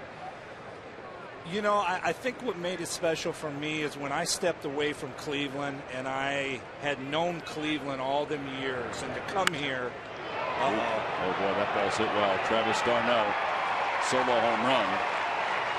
You know, I think when I left Cleveland, I didn't know anything else, and then to branch out and to come here where, you know, the pressure cooker, and to have to perform every day and to bring your A game, and I think it helped me grow not only into a player but also become a man, you know, and understand there are going to be times when you get booed, there's going to be times when you get cheered, and I think you tend to kind of understand it's the game. And as I said, I mean, coming here, there were all these expectations, but to branch out from what I knew all them years in Cleveland and to come here and the way they embraced me, and just I was overwhelmed with it. It was so great. So I think getting back, humbling to have people embrace you like that. It was very respectful. Did that surprise you when you came for your visit here? You know, a little bit, because you hear all these stories about Philadelphia, you know, and once you get here, and I think once they realize if you play the game hard and you give everything you got and you lay everything on the field as you did, you know, it's really one of the greater places to play, you know, I think, as a player. And I'll tell you, it's a great place to play, but it's also a great place to win. Yes. And I never got that opportunity when I was here, but watching you guys win and to see what happened was just a part of me as well, you know, because I think when you sign up, even though you get traded, it's your brothers, and you see them celebrate. It's pretty great. Well, I think, and I've told people this, and I think there are a lot of people that agree with this. You know, there are a lot of reasons why this place is here. There are a lot of people that did so much great work to get this ballpark built as Neuenhuis is down on strikes. When you came over, it helped lead this organization into this ballpark, I thought. Yeah, and I think you know, they also signed David Bell. I think David Bell was a free agent signed that winter. I think we traded for Millwood. And I think, you know, once one guy kind of comes, I think everybody else follows. And we all had, I think, a part in what is now this great park, and obviously a great organization, no question. All right, well, tomorrow the two of you will watch your former manager go up on the Wall of Fame here. Pretty special. Sure is. You know, I mean, Charlie, as I said in my speech, you know, I felt with the statue, I feel like he should be bronzed with me, you know, along with a lot of other players. What he's given to the game, I think what he gave to the city of Philadelphia is just incredible. And to be here and share that is just a great honor. I'm sure all his ex-players feel the same, no question. That ball down the right field line, slicing foul and out of play. And it remains no balls and 2 strikes. Well, here's Jimmy's career with the Phils. 391 games, 101 home runs. Got to that number the second time around when he was here in Philadelphia. And went on to, well, not only great things before, during, and even after. That's the thing. When you left here, you just kept on going. I mean, you kept on hitting them.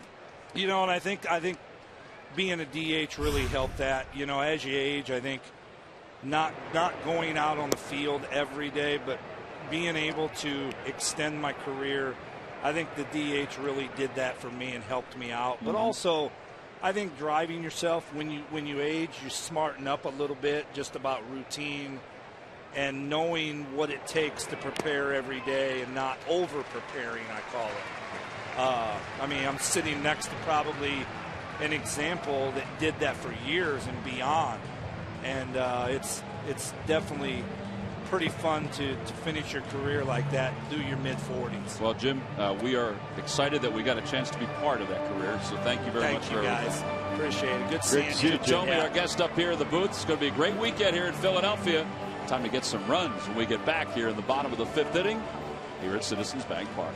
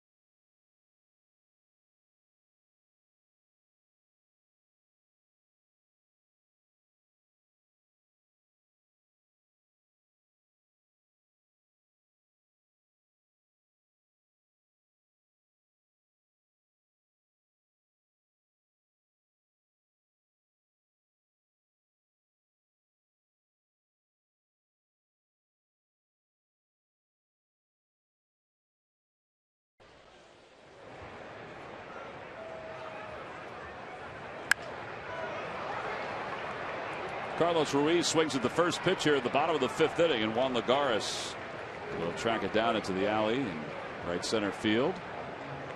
So 1 away on 1 pitch here in the bottom of the 5th inning. Jamie, how do you like your career as an interviewer? I'm learning on the fly. Well, just so you know, you're going to have plenty more opportunities as the weekend goes on. I'm really enjoying the perspective of everybody so far. I mean, and I'm sure everybody's going to have their own perspective, and it's going to be great perspective. But it's really cool to see guys come back and reflect on their experiences and the relationships they've had with fans, organizations, teammates, and their careers. I think it's really fun. I think you realize how humble players are and how humbling experiences can keep you. And there's a humble, if you want to meet a humble person, Mr. Tomey is that man. He's just a great human being. Well, you think about, I know from my standpoint, I'm sure for your standpoint as a player, we've talked to two, I think, Hall of Famers tonight. And you got a chance to play against, with all these Hall of Famers. I mean, and you're right up there too. I don't know, it's pretty humbling from our vantage point even to talk to them once their careers come to a close as Ashley flies out to left.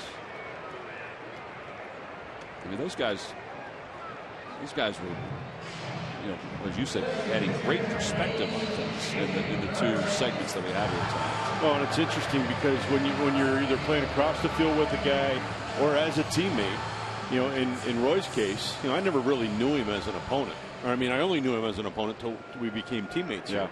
And then you saw how he clicked as a teammate, and then to hear him talk about it tonight, it really it takes me full circle, and it kind of explains things, and it kind of opens my eyes to like, wow, maybe I missed this, or maybe I could have been better here. Up the third base line, David Wright throws out A.J. Burnett, and the side is retired in order. Phillies go down quietly in their half of the fifth inning. On to the sixth here in Philadelphia. The Mets up 5-0.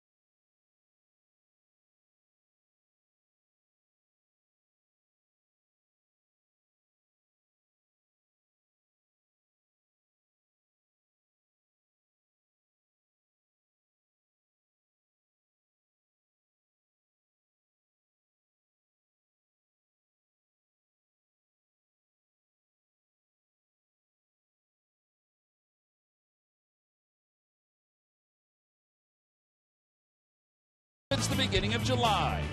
Ben Revere raised his batting average above 300 by the beginning of August, and his on-base percentage for the month of July finished in a solid .379. His fast feet have taken him to the 30-plus stolen base plateau for the third time in his career. They've also guided him to the deepest part of the outfield, stealing runs away. And his efforts are brought to you by Independence Blue Cross. Live fearless. Well, the Phillies are going to need Ben Revere's efforts and everyone else's if they're going to get back into this ballgame. They trail at 5-0 as we go to the top of the sixth inning. Pulling a doubleheader at the office, W.B. Mason's huge selection of Green Mountain Coffee K-Cup packs keeps you running, and provides fan base satisfaction. Order by 11:30 and get free same-day delivery. Who but W.B. Mason?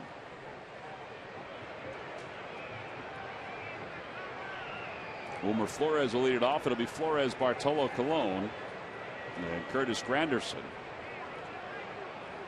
8-9-1. Flores grounded out to shortstop, then singled home run his last time up. Breaking ball on the inside corner. It's 0-1.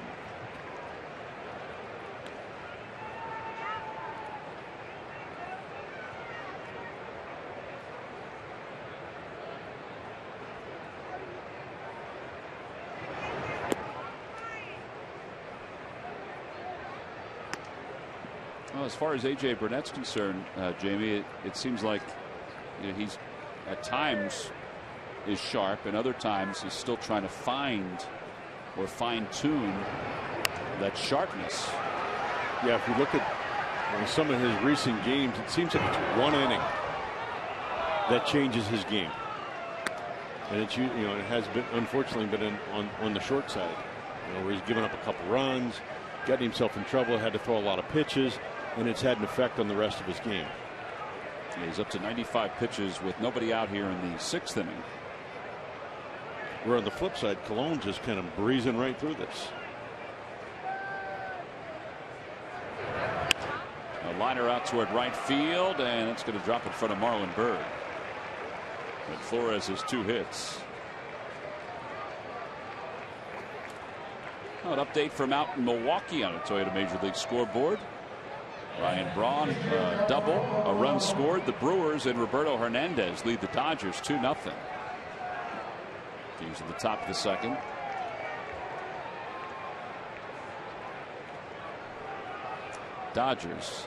The Brewers are leading Roberto Hernandez and the Dodgers 2-0. Ball's bunted foul, and it's 0-1. I knew what you meant, Tom. It's good because I don't know if I did. 0-1 to Cologne. He has struck out twice.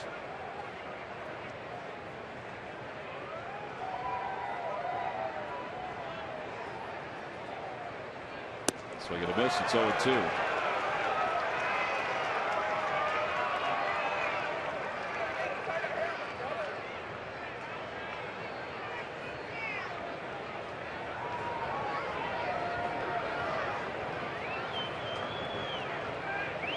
And he bunts it.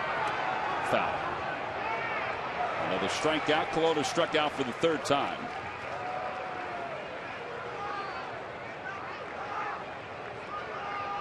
That is 7 strikeouts for A.J. Burnett. And with 1 out and a runner at first, Curtis Granderson is the batter. That particular one we would have wanted to go fair. I was thinking the same thing. I was thinking Carlos, if he waited, yeah, but just didn't have enough oomph to get over that foul line.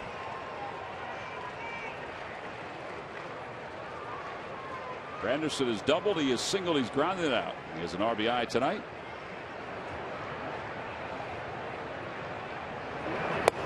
On the outside corner, it's 0-1.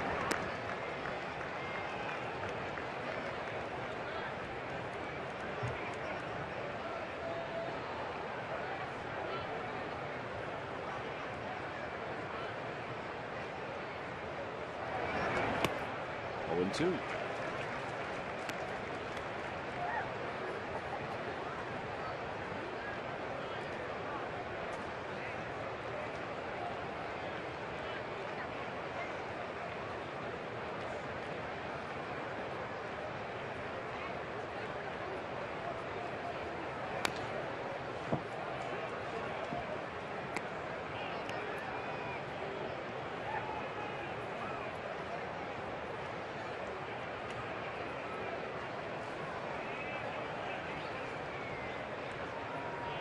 It's interesting too. It looks like AJ's gotten away from his changeup.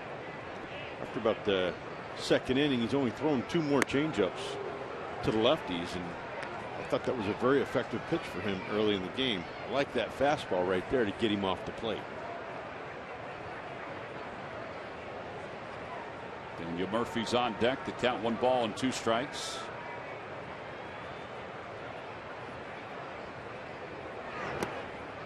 Now 2-2.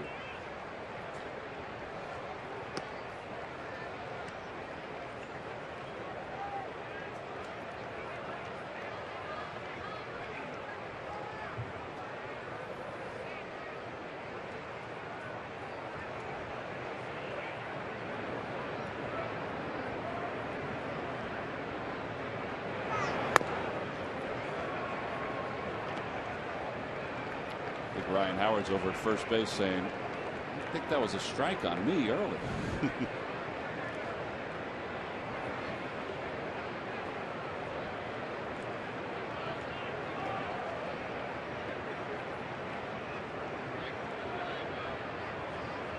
Runner goes. Pitches in the dirt, ball 4. So he's ahead 0-2, and then he loses Curtis Granderson. Now this is the time where you can tweet your photo using hashtag PhillyFanPhoto for a chance to have it shown in an upcoming game broadcast. Brought to you by AT&T. So 2 on, 1 out. Daniel Murphy's coming up.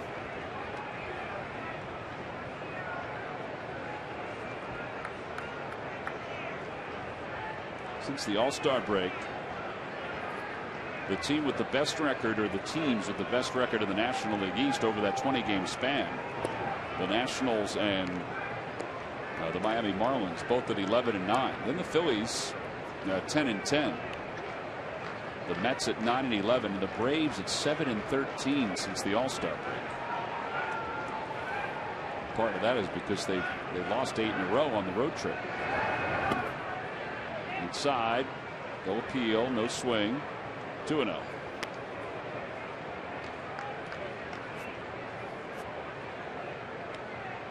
Cesar Jimenez is going to start to warm up.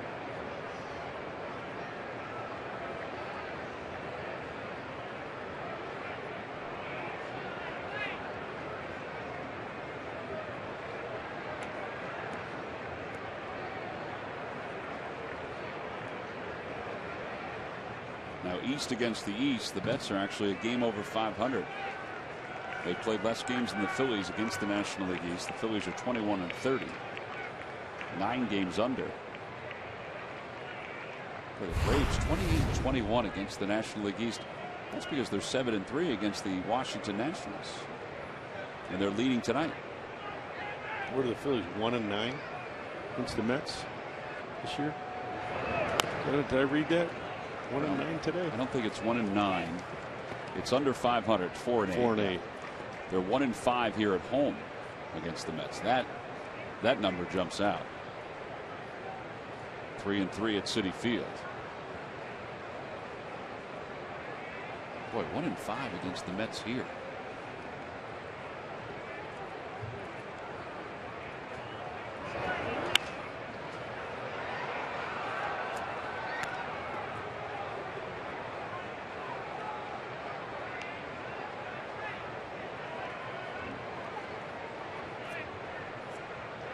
Well, sometimes the team just has your number and you can't figure it out. Or it's sometimes, you know, the pitcher hitter relationship, sometimes it's a hitter or sometimes it's a pitcher. Swing and a miss. Well, that was a good changeup there by A.J. Burnett. Or breaking ball. 8 strikeouts. And 2 outs to get a tough hitter. And now David Wright will be the batter. I can remember playing in Seattle, and Randy Johnson would, for 2 days, would really struggle trying to figure out ways to get out Jeff Rebele and Chris Hoyles. They were in his head 2 to 3 days before the series even began. Against the Orioles. Yep. Wow. And those guys, I mean, Hoyles had a decent career. Yeah. Jeff Rebele was, you know, he's a nice player, but you know, most of his career was a utility guy, but you know, good players, but just certain guys. But I mean, Randy would sit on the bench and just outwardly talk about it. I don't know what I'm going to do against these guys. I'm going to try this. No, I'm going to try that. It would go back and forth. He would talk himself in and out of things. Well, we're talking tonight with Keith Hernandez and Ron Darling, who do the Mets games. They were asking how we were playing and how we played against the Astros and stuff like that. Ground ball to shortstop, and they said this might be one of those years where we just have the Phillies number on certain nights. That does seem to be the case, at least here in 2014 at Citizens Bank Park. Top of the order when we get back to Philadelphia.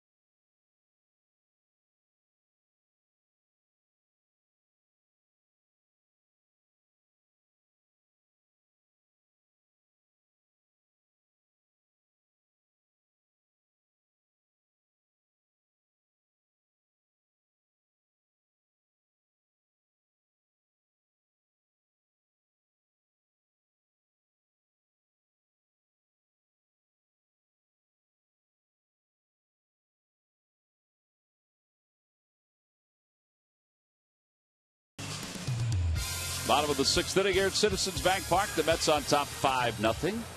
And Ben Revere will lead it off against Bartolo Colon. Colon, who went 7 2/3, allowed 1 earned run on 10 hits the last time he faced the Phillies, has not allowed a run tonight. He's allowed 4 hits. He kind of shook his head last inning when he gave up the 2 bombs to center field to Ryan Howard and Marlon Byrd, but they stayed in the yard. Revere is 2 for 2.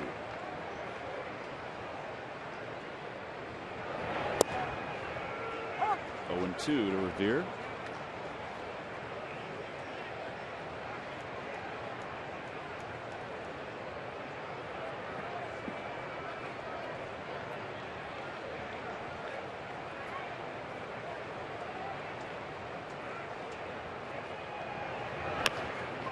Back to the mound.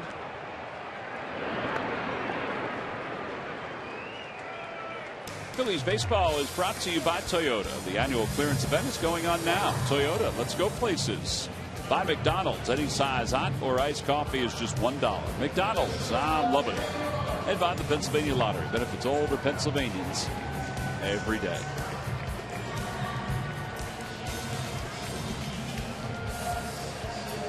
Well, it's a nice night here at the ballpark.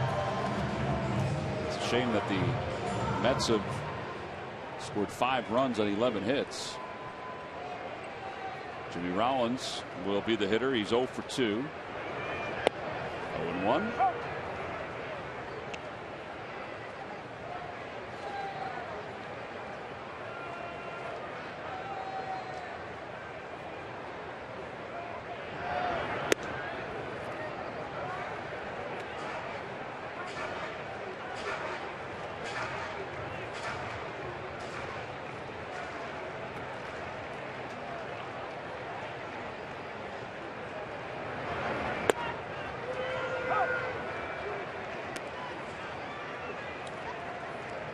Is his success all just mixing speeds? Is that it?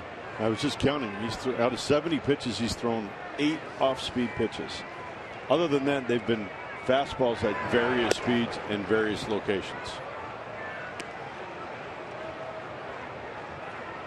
Again, as we talked about in New York, you know, if you're a young kid that's an aspiring pitcher, watching Bartolo Colon use his fastball as effective as he does, I mean, it's unbelievable, and he's a great example to watch.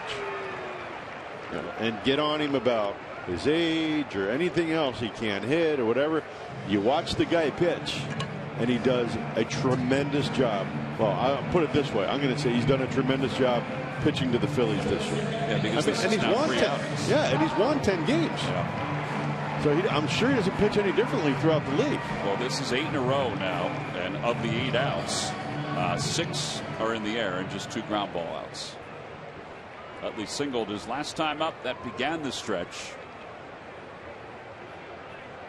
Phillies had 4 hits tonight. All 4 hits are singles.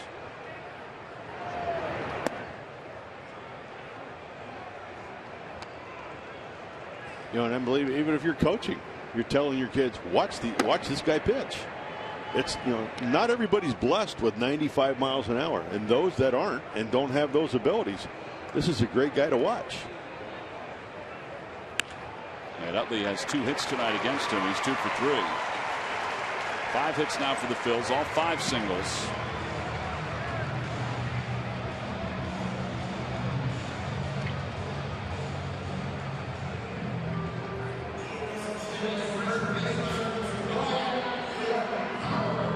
Ryan Howard, who flied to the wall in center his last time up, struck out his first time. He's 0 for 2.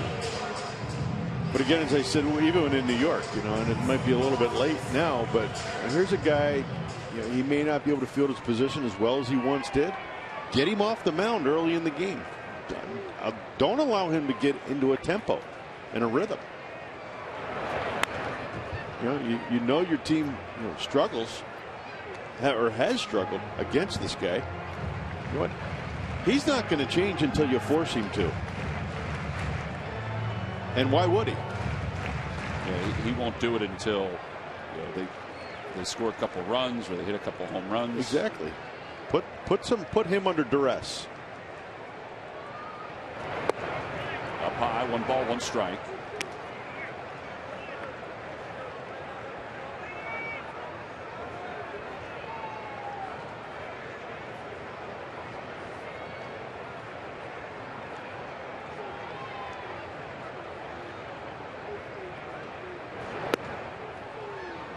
Try to get that one to run back over the plate. Didn't get all the way back, and it's 2-1.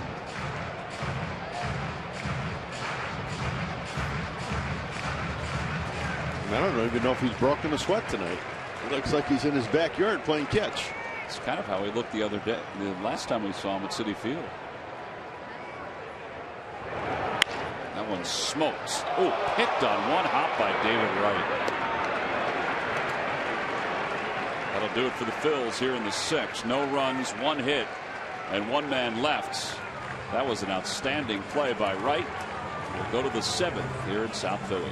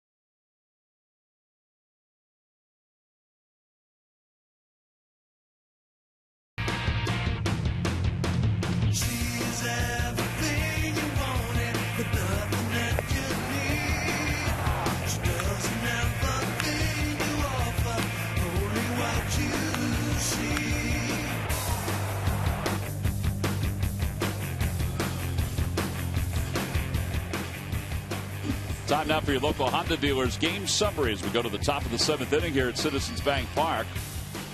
Now the Phillies fell behind 4-0 after the 4th inning as the Mets sent 8 men to the plate in that 4th inning. The first 4 guys that got on base were 4 guys that came up, got on base, and scored. A.J. Burnett in that inning logged 4 runs on 6 hits. Travis d'Arnaud has a home run, 2 runs scored. Colon's been in total control on the other side for the Mets. A.J. Burnett goes 6 innings, allows 11 hits and 5 earned runs, 8 strikeouts. The 11 hits ties the most allowed by a starting pitcher against the Mets this year. So A.J.'s night is complete, and Antonio Bastardo will be the new pitcher, 5-4, with an ERA of 3.88. Anxious to see if Antonio can duplicate what he did the other night when he struck out 6 in 2 innings, if he can do that again tonight. Well, I don't see why, as long as he maintains the tempo that he had, maintains his location, and is able to get ahead early in the count. Those were, to me, the 3 keys for him the other night against Houston.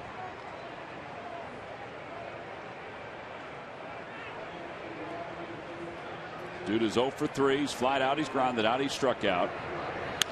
Ground ball to the right side. Utley in shallow right field. 1 away. And Murph, this seems to be a growing trend for this Phillies bullpen as that out is recorded here in the 7th. Yeah, Antonio Bastardo and the rest of the guys down in the Phillies bullpen. Part of a little bit of history in that Houston series, that 3-game series. It is our Coors Light Cold Hard Fact, brought to you by Cross Brewed Coors Light. The Phillies bullpen finished that 3-game series not allowing a run in 13 2/3 innings. The last time a Phillies bullpen did that over a 3-game series, you have to go back to 1982 against Cincinnati. No runs in 13 2/3 plus for that 1982 bullpen as well. So a very good series for the guys at the back end of the pitching staff against the Houston Astros guys. That's one of those notes that you look at and say, how can that be? But you find notes everywhere. And that partly is because of the extra inning game, that there were so many scoreless innings. There's so many innings overall. I don't know about, were you guys surprised when you saw that note? Murph, were you surprised when you saw that note? I was.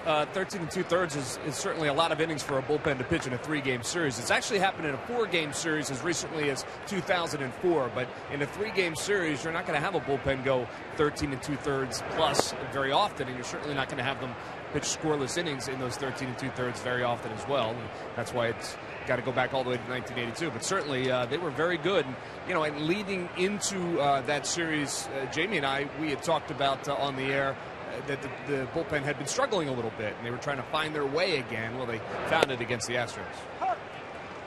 Well, and the other thing I really enjoy about that were the 13 2/3 innings. There were a lot of people that contributed to that. It wasn't just 2 or 3 guys that ate up a lot of innings. It was a lot of people that accumulated those innings and pitched very well and pitched very effectively. Including Bastardo, who had 2 scoreless innings that 15-inning game. 1 ball, 2 strikes to Travis d'Arnaud.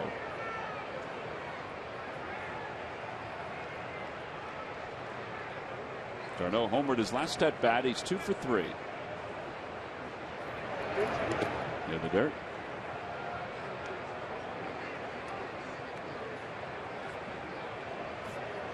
But you can really see when a bullpen's doing well how they really feed off of each other. And I think that's one thing that this group of guys does. They really feed off of each other. And they pull for each other. They care.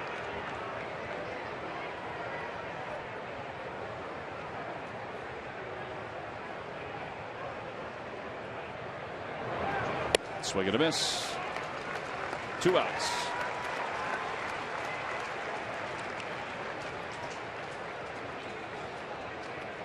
These lucky fans are tonight's Citizens 7. They were to receive a prize pack courtesy of Citizens Bank. Good banking is simple, clear, and personal.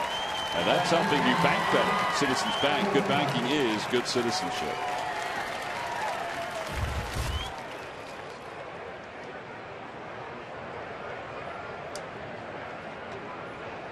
Two away. Kirk Neuenhuis. 1 for 3. Up high, 1-0.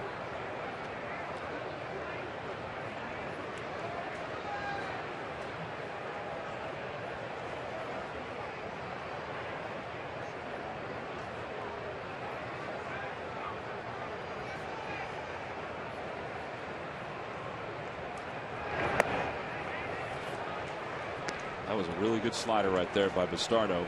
Evens the count at 1-1. Had a lot of depth to it.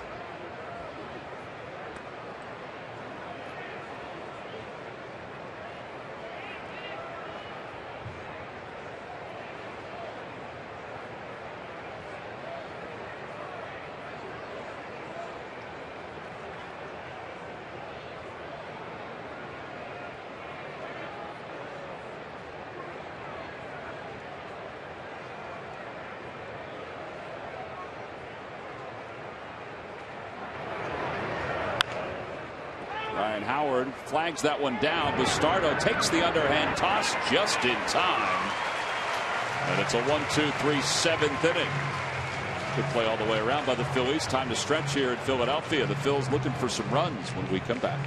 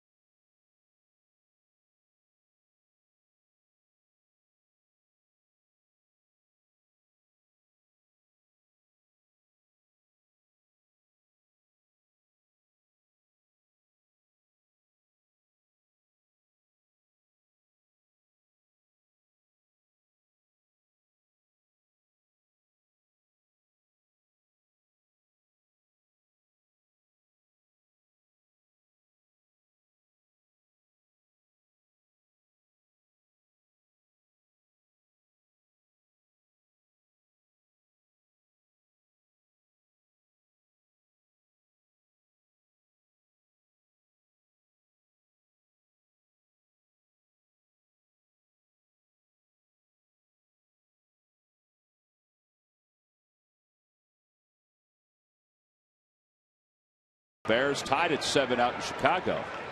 Well, it's time now for the Jeep Stump the Fans trivia quiz answer.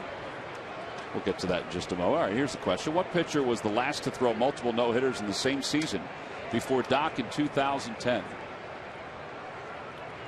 Tom, have you ever heard of the expression, the Express? I have. You know who was named that? Wasn't that the running back from Syracuse? No, it was Nolan Ryan. That ball is smoked deep down the left field line, and the Phillies are on the board.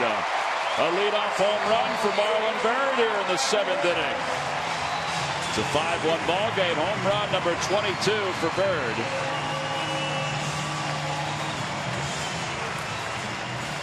That was a bullet.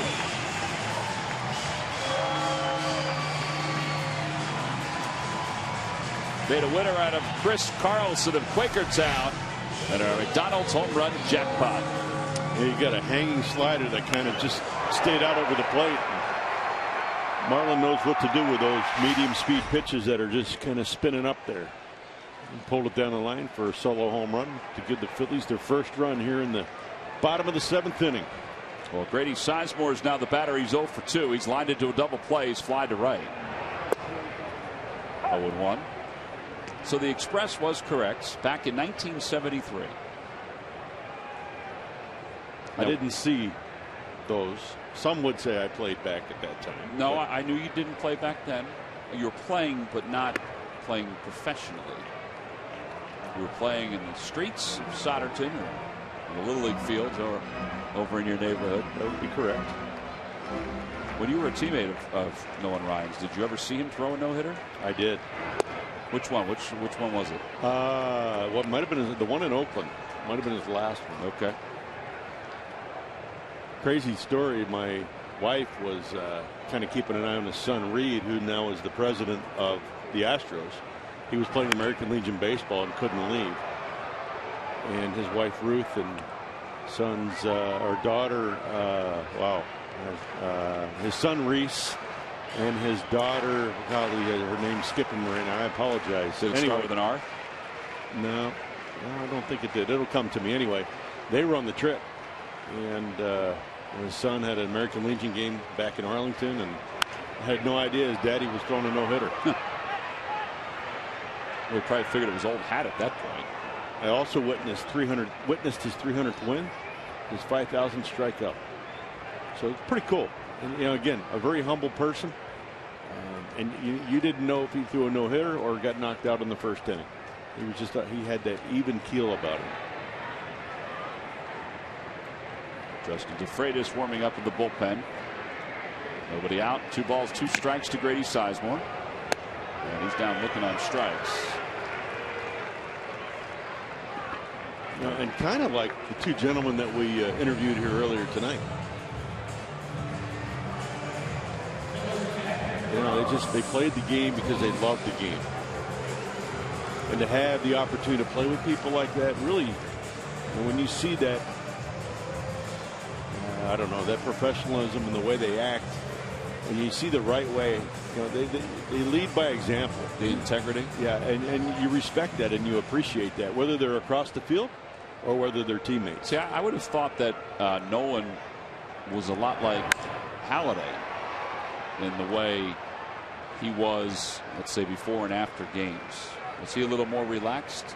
And, you know, as you said, he was more like Jim Thome was? And very relaxed. Nolan was very relaxed. Very seldom did you see him, you know, get angry. If he did, it was usually on the field. Or Robin Ventura. Well, yeah. But that was on the field. Yeah. But, yeah, I can't recall where I've ever seen Nolan Ryan angry in the clubhouse, unless maybe one of his kids was misbehaving.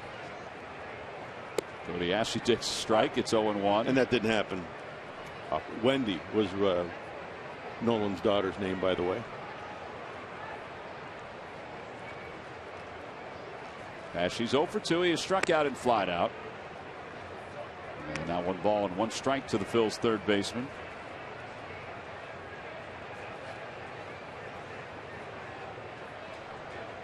It was the same way Andre Dawson, when he had his MVP year. I had the good fortune of playing with him. He acted the same way. He never knew what was going on. Well, what's going on here at Citizens Bank Park is that Bartolo Colon has allowed 1 run on a home run over 7 innings. On to the 8th.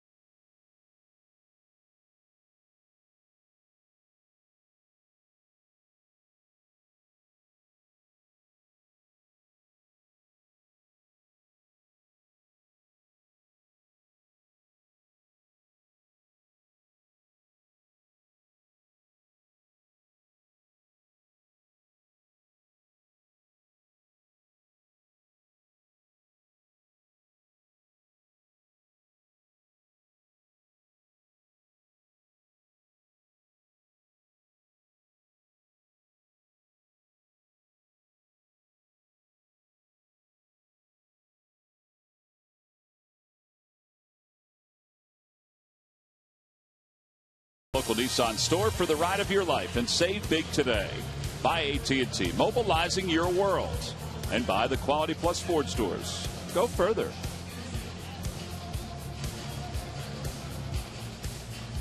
Top of the 8th inning, the Mets 5, the Phillies 1. Justin DeFreitas is next up out of the pen. Claude Giroux sitting in the middle. 4 guys with a hat. He's the one right in the middle, enjoying tonight's ball game.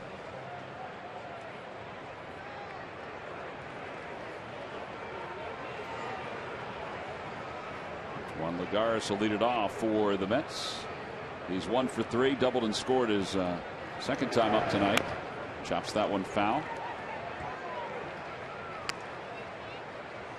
Kind of what we said last night about Mario Hollins, the same thing for DeFreitas and Bastardo, is to try to keep this right where it is.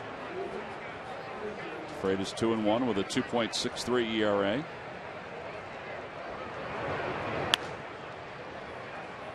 Hollins up with it.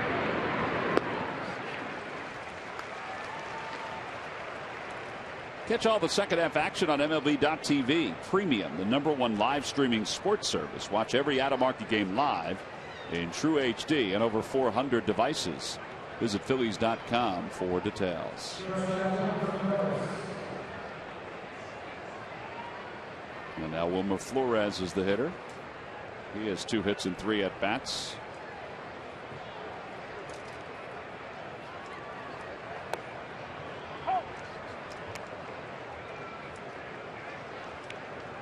I saw where another great manager, Lou Piniella, is being put into the Seattle Mariners Hall of Fame this weekend as well.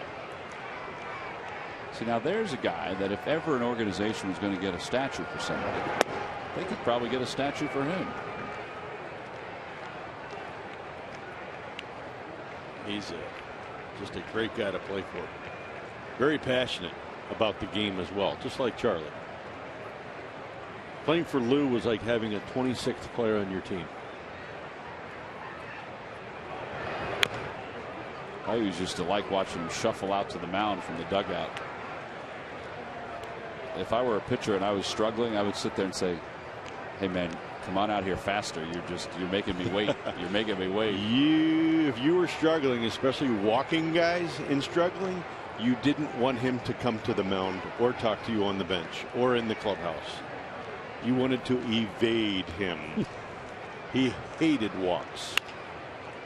Left side, Ashe gobbles it up, has the throw across his body in time. Very nice play by Cody Ashe. 2 outs here in the 8th.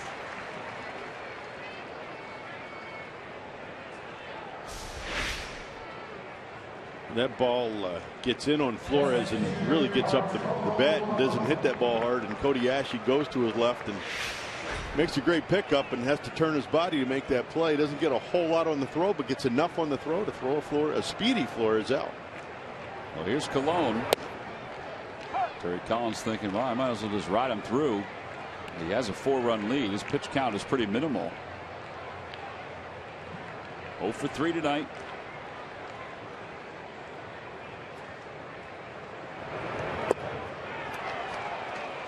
'89 pitches for Bartolo.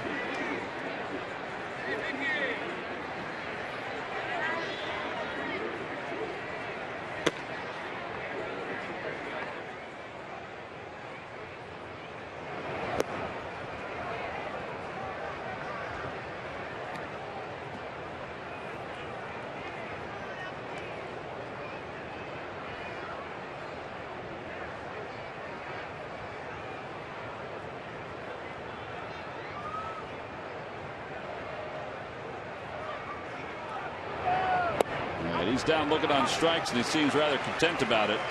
A 1-2-3 8th inning for Justin DeFreitas. Middle of the 8th. The Phils down by 4.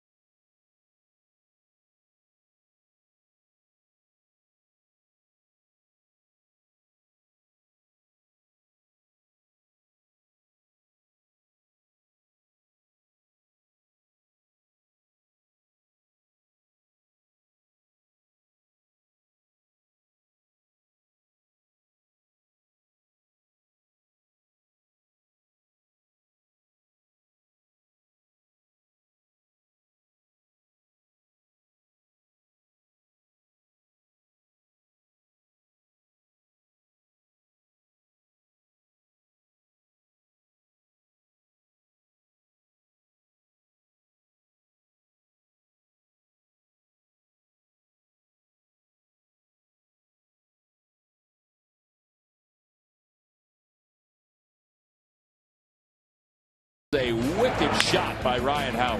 Yeah, and David Wright kind of made one of those ole plays and picked it at the shortstop position. Kind of threw it like a shortstop as well. But yeah, that's, you either get it or you don't. He had plenty of time to make the throw, and that is the Hyundai defensive play of the game. Well, we go to the bottom of the 8th inning, and the Mets lead the Phillies 5-1. Guy's got a hold of Whitey. He's trying to emulate the statue. It's a pretty neat picture right there. Dominic Brown will pinch hit for Justin DeFreitas here in the 8th. Dominic hitting .229, 7 home runs, 50 runs batted in. No balls, 1 strike to Dominic. Well, this is what we were talking about, Jamie. He's averaging a hit per inning pitch, but he walked 4. He's only allowed 4 earned runs in 21 2/3. He just has a great ability to be able to move that fastball around the strike zone and sometimes just off the plate. But the biggest thing is change speeds with the fastball. They all look the same, I'm sure, coming to the plate. Phillies as a team, their numbers against fastballs, hitting fastballs this year, down almost 20 points compared to last year. But you think about that number and you think it's overpowering fastballs that are causing them the issue. Well, that tells you that located fastballs are really important in being able, and you know, here's a prime example. We talked about it as the game's going on, locating that fastball, and it can be locating in the zone or just off the plate.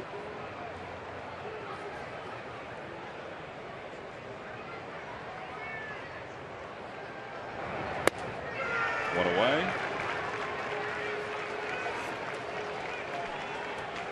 Then Revere's coming up. Murph, we need a little rally Murph here with the Major League Notebook. Well, I'll see what I can do. It's brought to you by the good folks from Gwinnett Mercer University. And with an infield single tonight in the first inning, Derek Jeter collected hit number 3,430, and guys, that tied him with Honus Wagner on the all-time list. He is now tied for number 6 on that all-time list. Next up, Cap Hansen. He needs just 5 more hits to tie him at 3,435. So Derek Jeter moving along. And also good news on Dan Jennings. The Miami Marlins starter last night. He was hit with a line drive in the head in their game against Pittsburgh. Released from a hospital today. Pittsburgh Hospital, should fly home to Miami tomorrow. The good news is that they don't think it's anything serious. He is on the 7-day concussion list, but you didn't get any serious injuries from that line drive. It was a scary moment in that game last night. It seems like we're seeing that more and more in Major League Baseball, but he will be okay, guys. It's good news. You know, Murph, JB, what I thought was the scariest, obviously the contact, yes, but when he tried to get back up and he was like a prize fighter who had just gotten whacked across the chops, that was scary to watch that. I can't speak about what happens when that happens because it's never happened to me, but it can't be a good feeling. There's a chopper foul, and it remains 0-2. Jared Saltalamacchia went out immediately. It basically caught him and sort of slid him to the ground, set him down. Yeah. Jordy Mercer's the one who hit him, and I don't know if you guys saw, he tweeted out last night. You can see him about 5 feet away from Jennings when Jennings is put on the cart, and you can see that he was feeling it. Yeah, I got to feel that it doesn't feel very good to the hitter at all, either, when you see one of your colleagues go down like that. Certainly, it's the game of baseball, and Mercer certainly wasn't trying to do that, but a scary moment for him as well.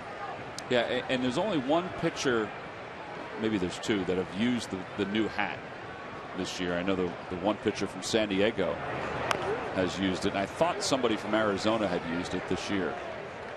I did see a little leaguer today on TV wearing a helmet, like what the third base coaches wear. I did see a little league kid with that type of helmet on. Yes.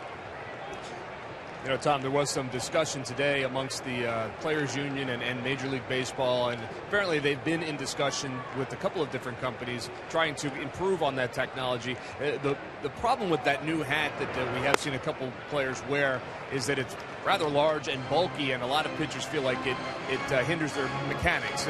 Maybe not physically, but certainly mentally, it just feels heavy on their head. So they are in works with some couple of different companies in hopes that they can kind of make it more streamlined, make it more like a regular baseball cap, but keep the protection there, which certainly would be good in the long run. Would you agree with that, Jamie, as far as the mechanics go? I definitely would agree with it. If you can think of a pitcher, and one comes to my mind first and foremost is somebody that people are here familiar with, Brett Myers.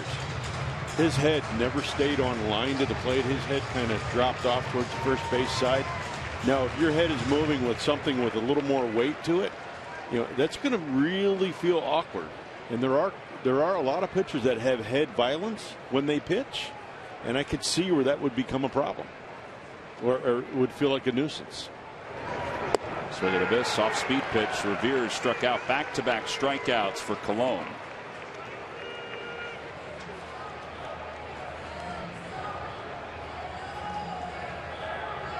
Here's 6 in the game. Here's a really good changeup by Cologne, and it's a pitch that Ben hasn't seen all night, and actually not too many hitters have seen that pitch all night. It was very well located. That ball sank out of the bottom of the zone for strike 3. Rollins takes strike 1. And the other thing why I think Bartolo is so effective, he has a great ability to read hitters' swings. He's seen enough of them over the course of his career, and he pitches off of that. Well, again, I know this. Many people may not agree with this. It must take a lot to be confident that you can see what a hitter's doing, and then you can throw a pitch accordingly. Well, I recognized it with Dominic at the plate. He saw that he had a little loop in his swing, and he threw that ball just above the loop, so it enticed Dominic to swing at it, and he just couldn't get to it. He was underneath it, and he just got it. It was just teasing him with it. Rollins pops it up right. We'll give it a look, and it's out of play. And here you see, even with Jimmy, he's enticing him with that ball up and in, and Jimmy, it's just Jimmy can get to that ball, but I don't think he can get to it every swing. So he's just enough where he's up enough where I don't want to say it's tying Jimmy up, but he just can't get to it. But if I guarantee if Jimmy sees enough of them, he'll get one. 1 ball, 2 strikes to Rollins. Fights it off, hits it towards short. Flores just in time to get Rollins. That was a close play. Ryne Sandberg's coming up the stairs. He's holding for seconds. Juan Samuel and Jimmy Rollins are chatting. Now Sandberg's going out. The umpires have not held the defense just yet, but Colon is just hanging out by the third base coach's box. And Sandberg's going to chat with Mike Muklinski, the first base umpire, about this play. Larry Bowa is going to go on the horn to see if this is something that they should challenge. And he looks like he's out. And the Phillies realize that. Colon gets a 1-2-3 eighth. We'll go to the 9th.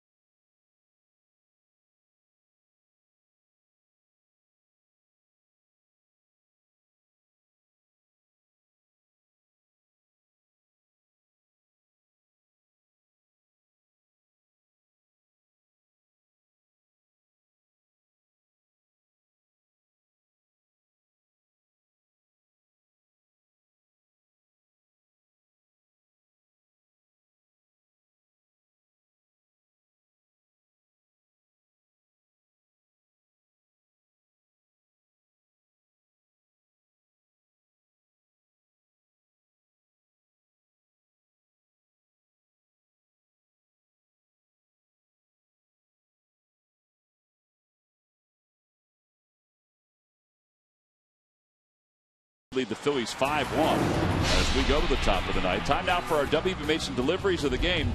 Well, we were chatting with Doc during this inning, but one hit after another for the Mets. Now there's Lagares with a double, and we got Flores with a single. But to start that off, Diarno got a hit, Neuenhuis got a hit. Then it was Lagares, then it was Flores. 4 base hits in a row, and then we flip it over to the top of the order. Granderson gets a hit, Murphy gets a hit, and the gates just open in that inning, and those are the WB Mason deliveries of the game. And right now the Phillies have not been able to overcome that. They trail at 5-1. Granderson against Jimenez, and Jimenez delivers inside. This is the 5th ball game for Jimenez since being called up for the minor leagues. Cesar was scheduled to start last night's game if Sean O'Sullivan didn't make it. Gets Granderson out front. Utley and Rollins. It's Utley who makes the call. Cesar had actually started 2 games in the minor leagues this year. I can't tell whether Bartolo Colon is done or if he's just chatting with a teammate, preparing to go out for the bottom of the ninth. There is somebody warming up in the bullpen. It's still Evelyn. And there's Henry Mejia, who's been battling a calf issue the last 24 hours, the closer for the Mets.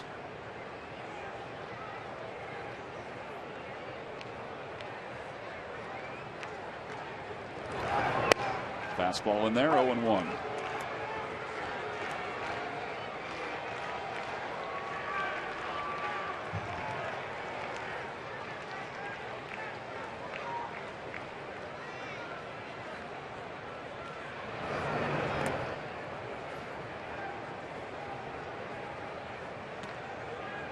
I'm thinking he's done. What are you thinking, Jamie?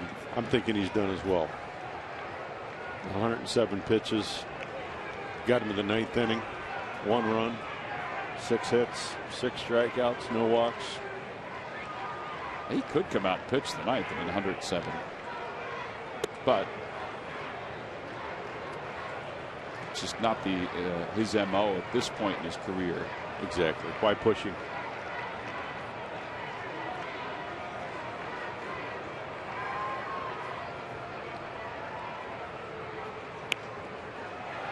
Murphy fouls it away. It's 2-2.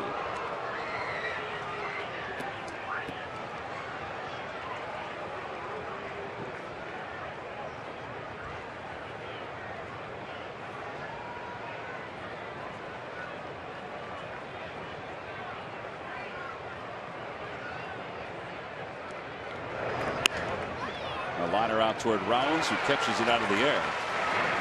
Well, there are 2 outs here in the ninth inning.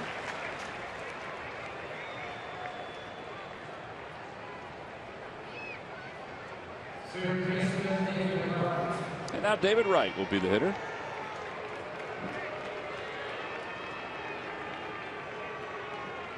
David is 1 for 4. 2 fielder's choice, a double play, and he singled back in the third.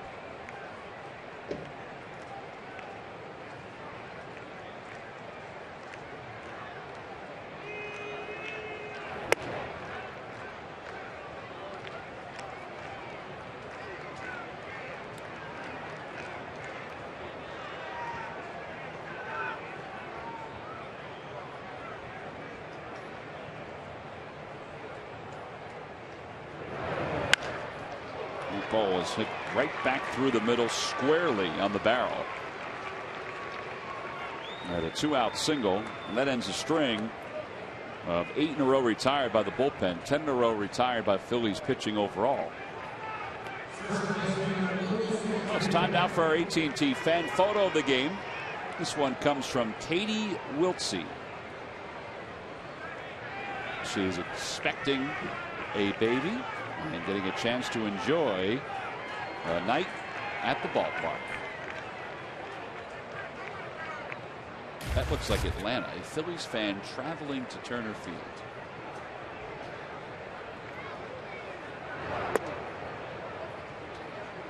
One ball and no strikes.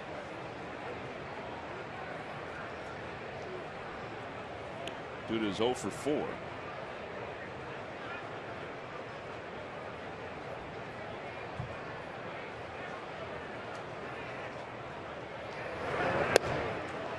That was a good slow pitch, and Duda was thinking fastball and was geared up for it. And it was a slider from Jimenez.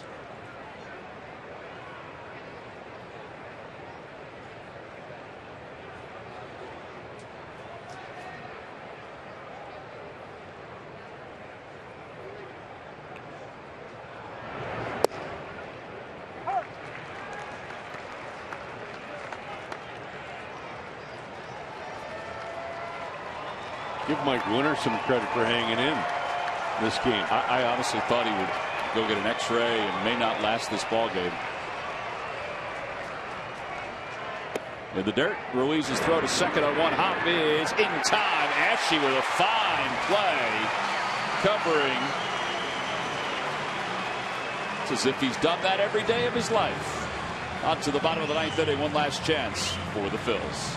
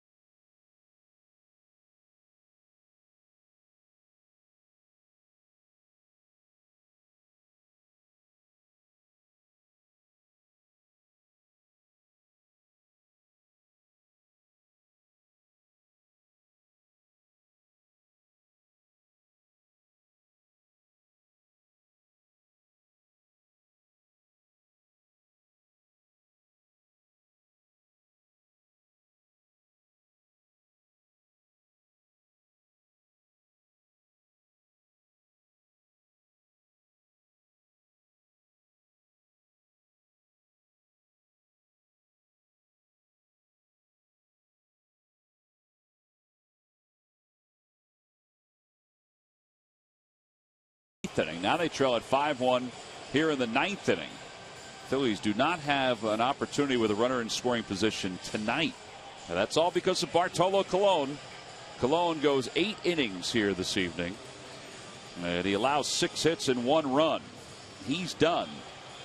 And to the bullpen, where Dana Evelyn will come on for the Mets. 22nd game for Evelyn. He worked a couple of games against the Phillies at Citi Field in the last series. And he's coming on to face Chase Utley, Ryan Howard, and Marlon Byrd.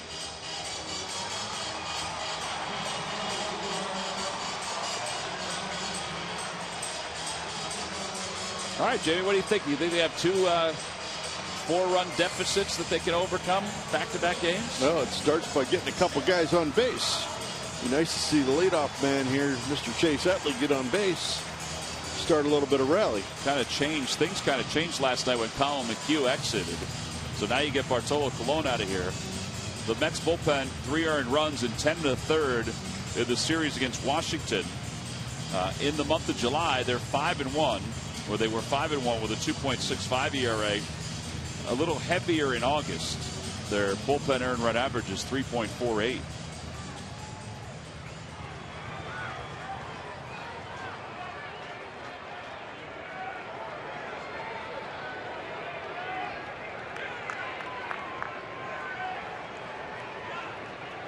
So Chase Utley will lead it off. Mentioned Colon did not walk anybody, and he struck out 6.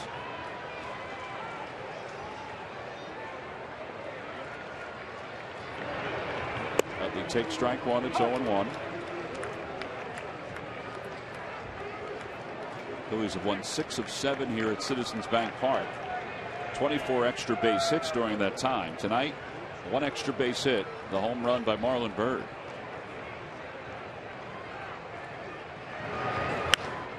Popped him up. David Wright over toward the dugout with d'Arnaud, and they run out of room.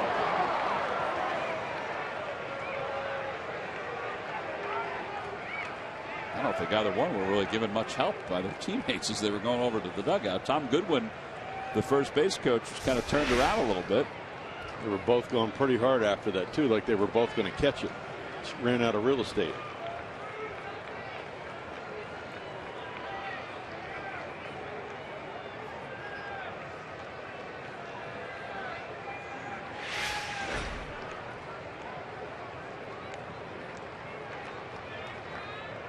Now the 0-2 pitch. Outside, 1-2.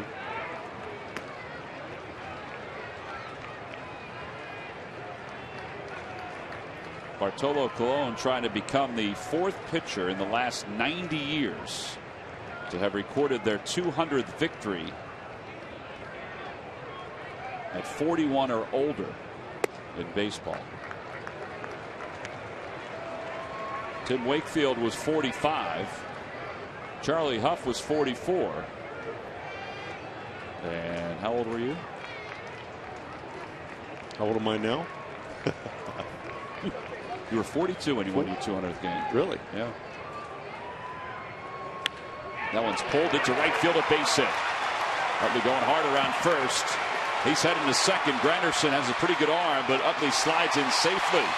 Double number 27. It's his 3rd hit of the night. The Phillies have something going here to start the 9th inning.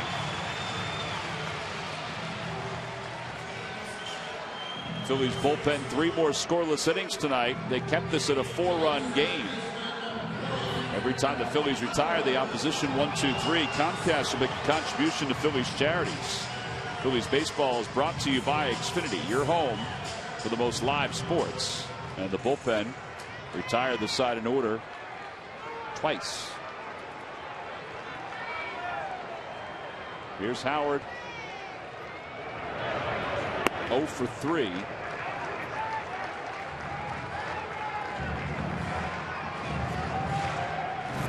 I honestly didn't know how old I was when I won my 42nd or my 200th game. Oh, I thought you were waiting to jump on that answer. No, I honestly couldn't have told you.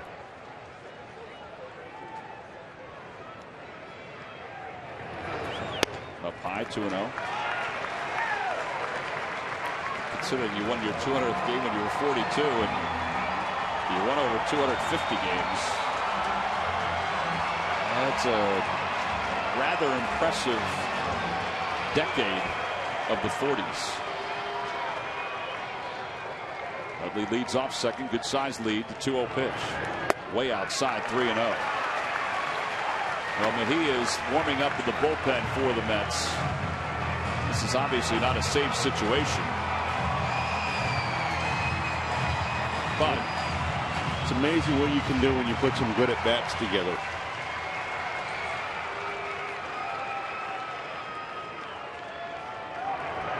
Ball 4.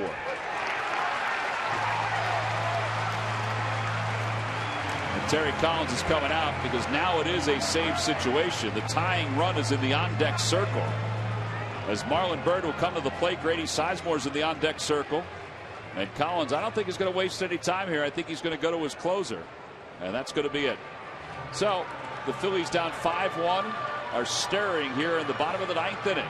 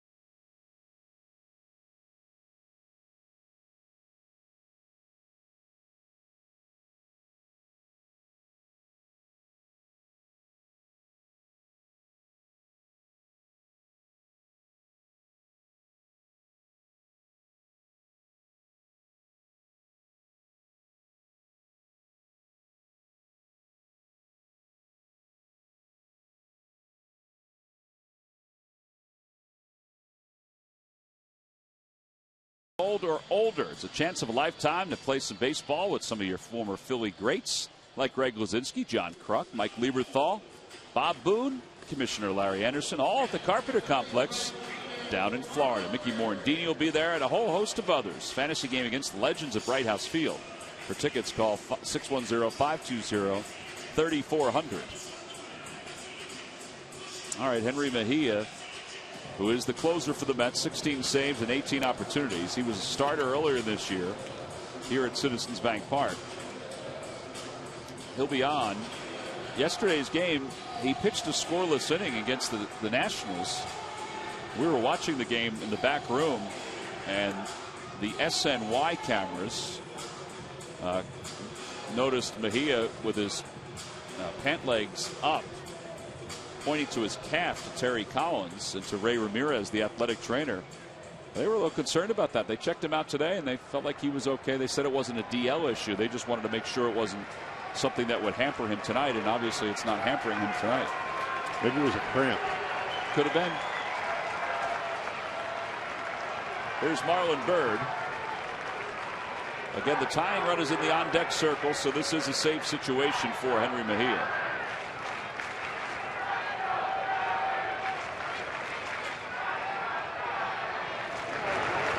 And a line drive toward right field. That'll drop for a base hit. Utley will hold it third. Now the bases are loaded now for Grady Sizemore. Maybe they do have it in them for a second straight night.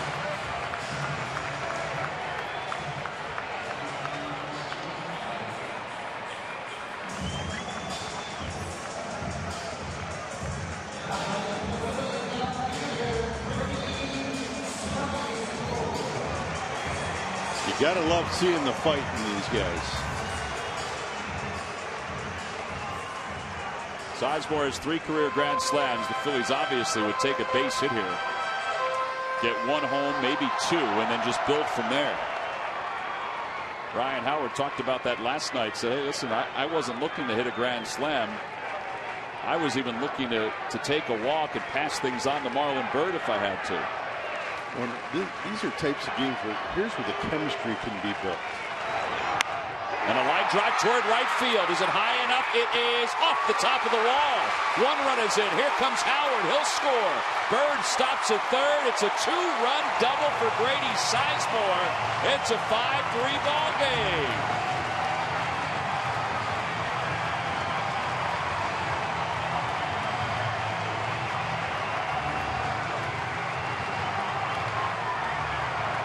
The tying run is at second base.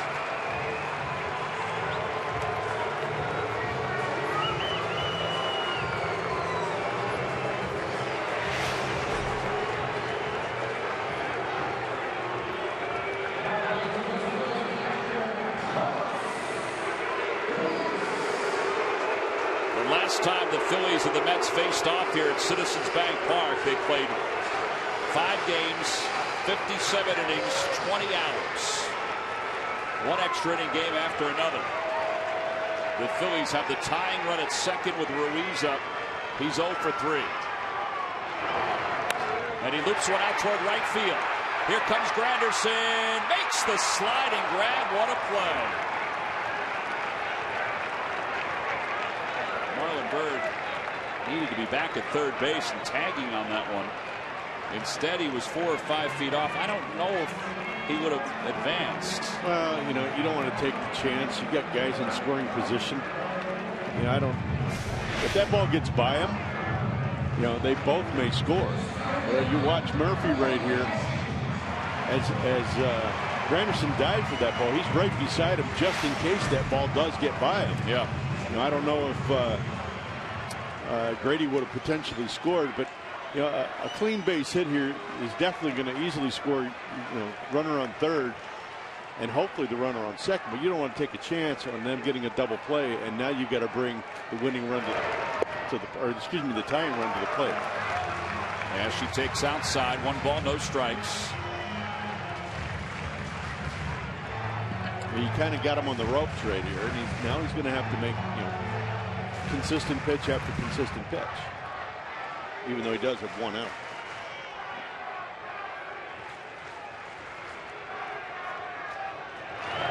Swing and a miss.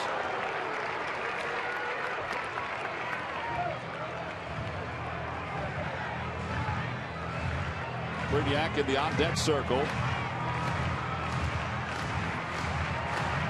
Phillies have scored 2 here in the 9th. The tying run is at second base.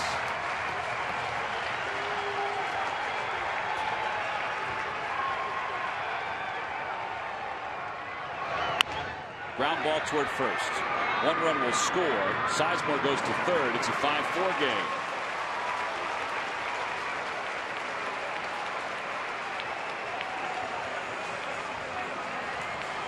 And Reed Brignac will be the hitter.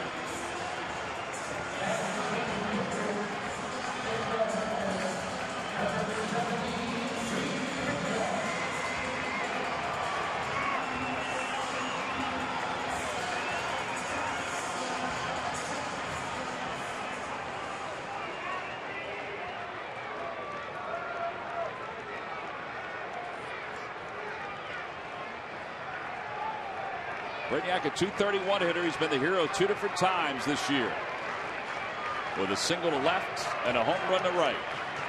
He's got Sizemore at third. That's the tying run. Phillies have scored 3 in the inning. Breaking ball, 1-0. They did appeal that swing, but third base umpire Mark Wagner rightfully said no swing.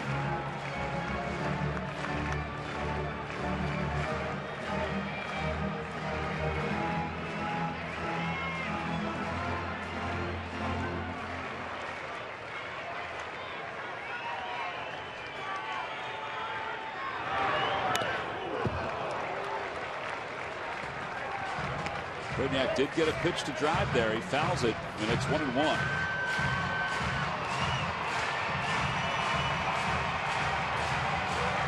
Papelbon is warming up in the bullpen. Revere waiting for a possible chance.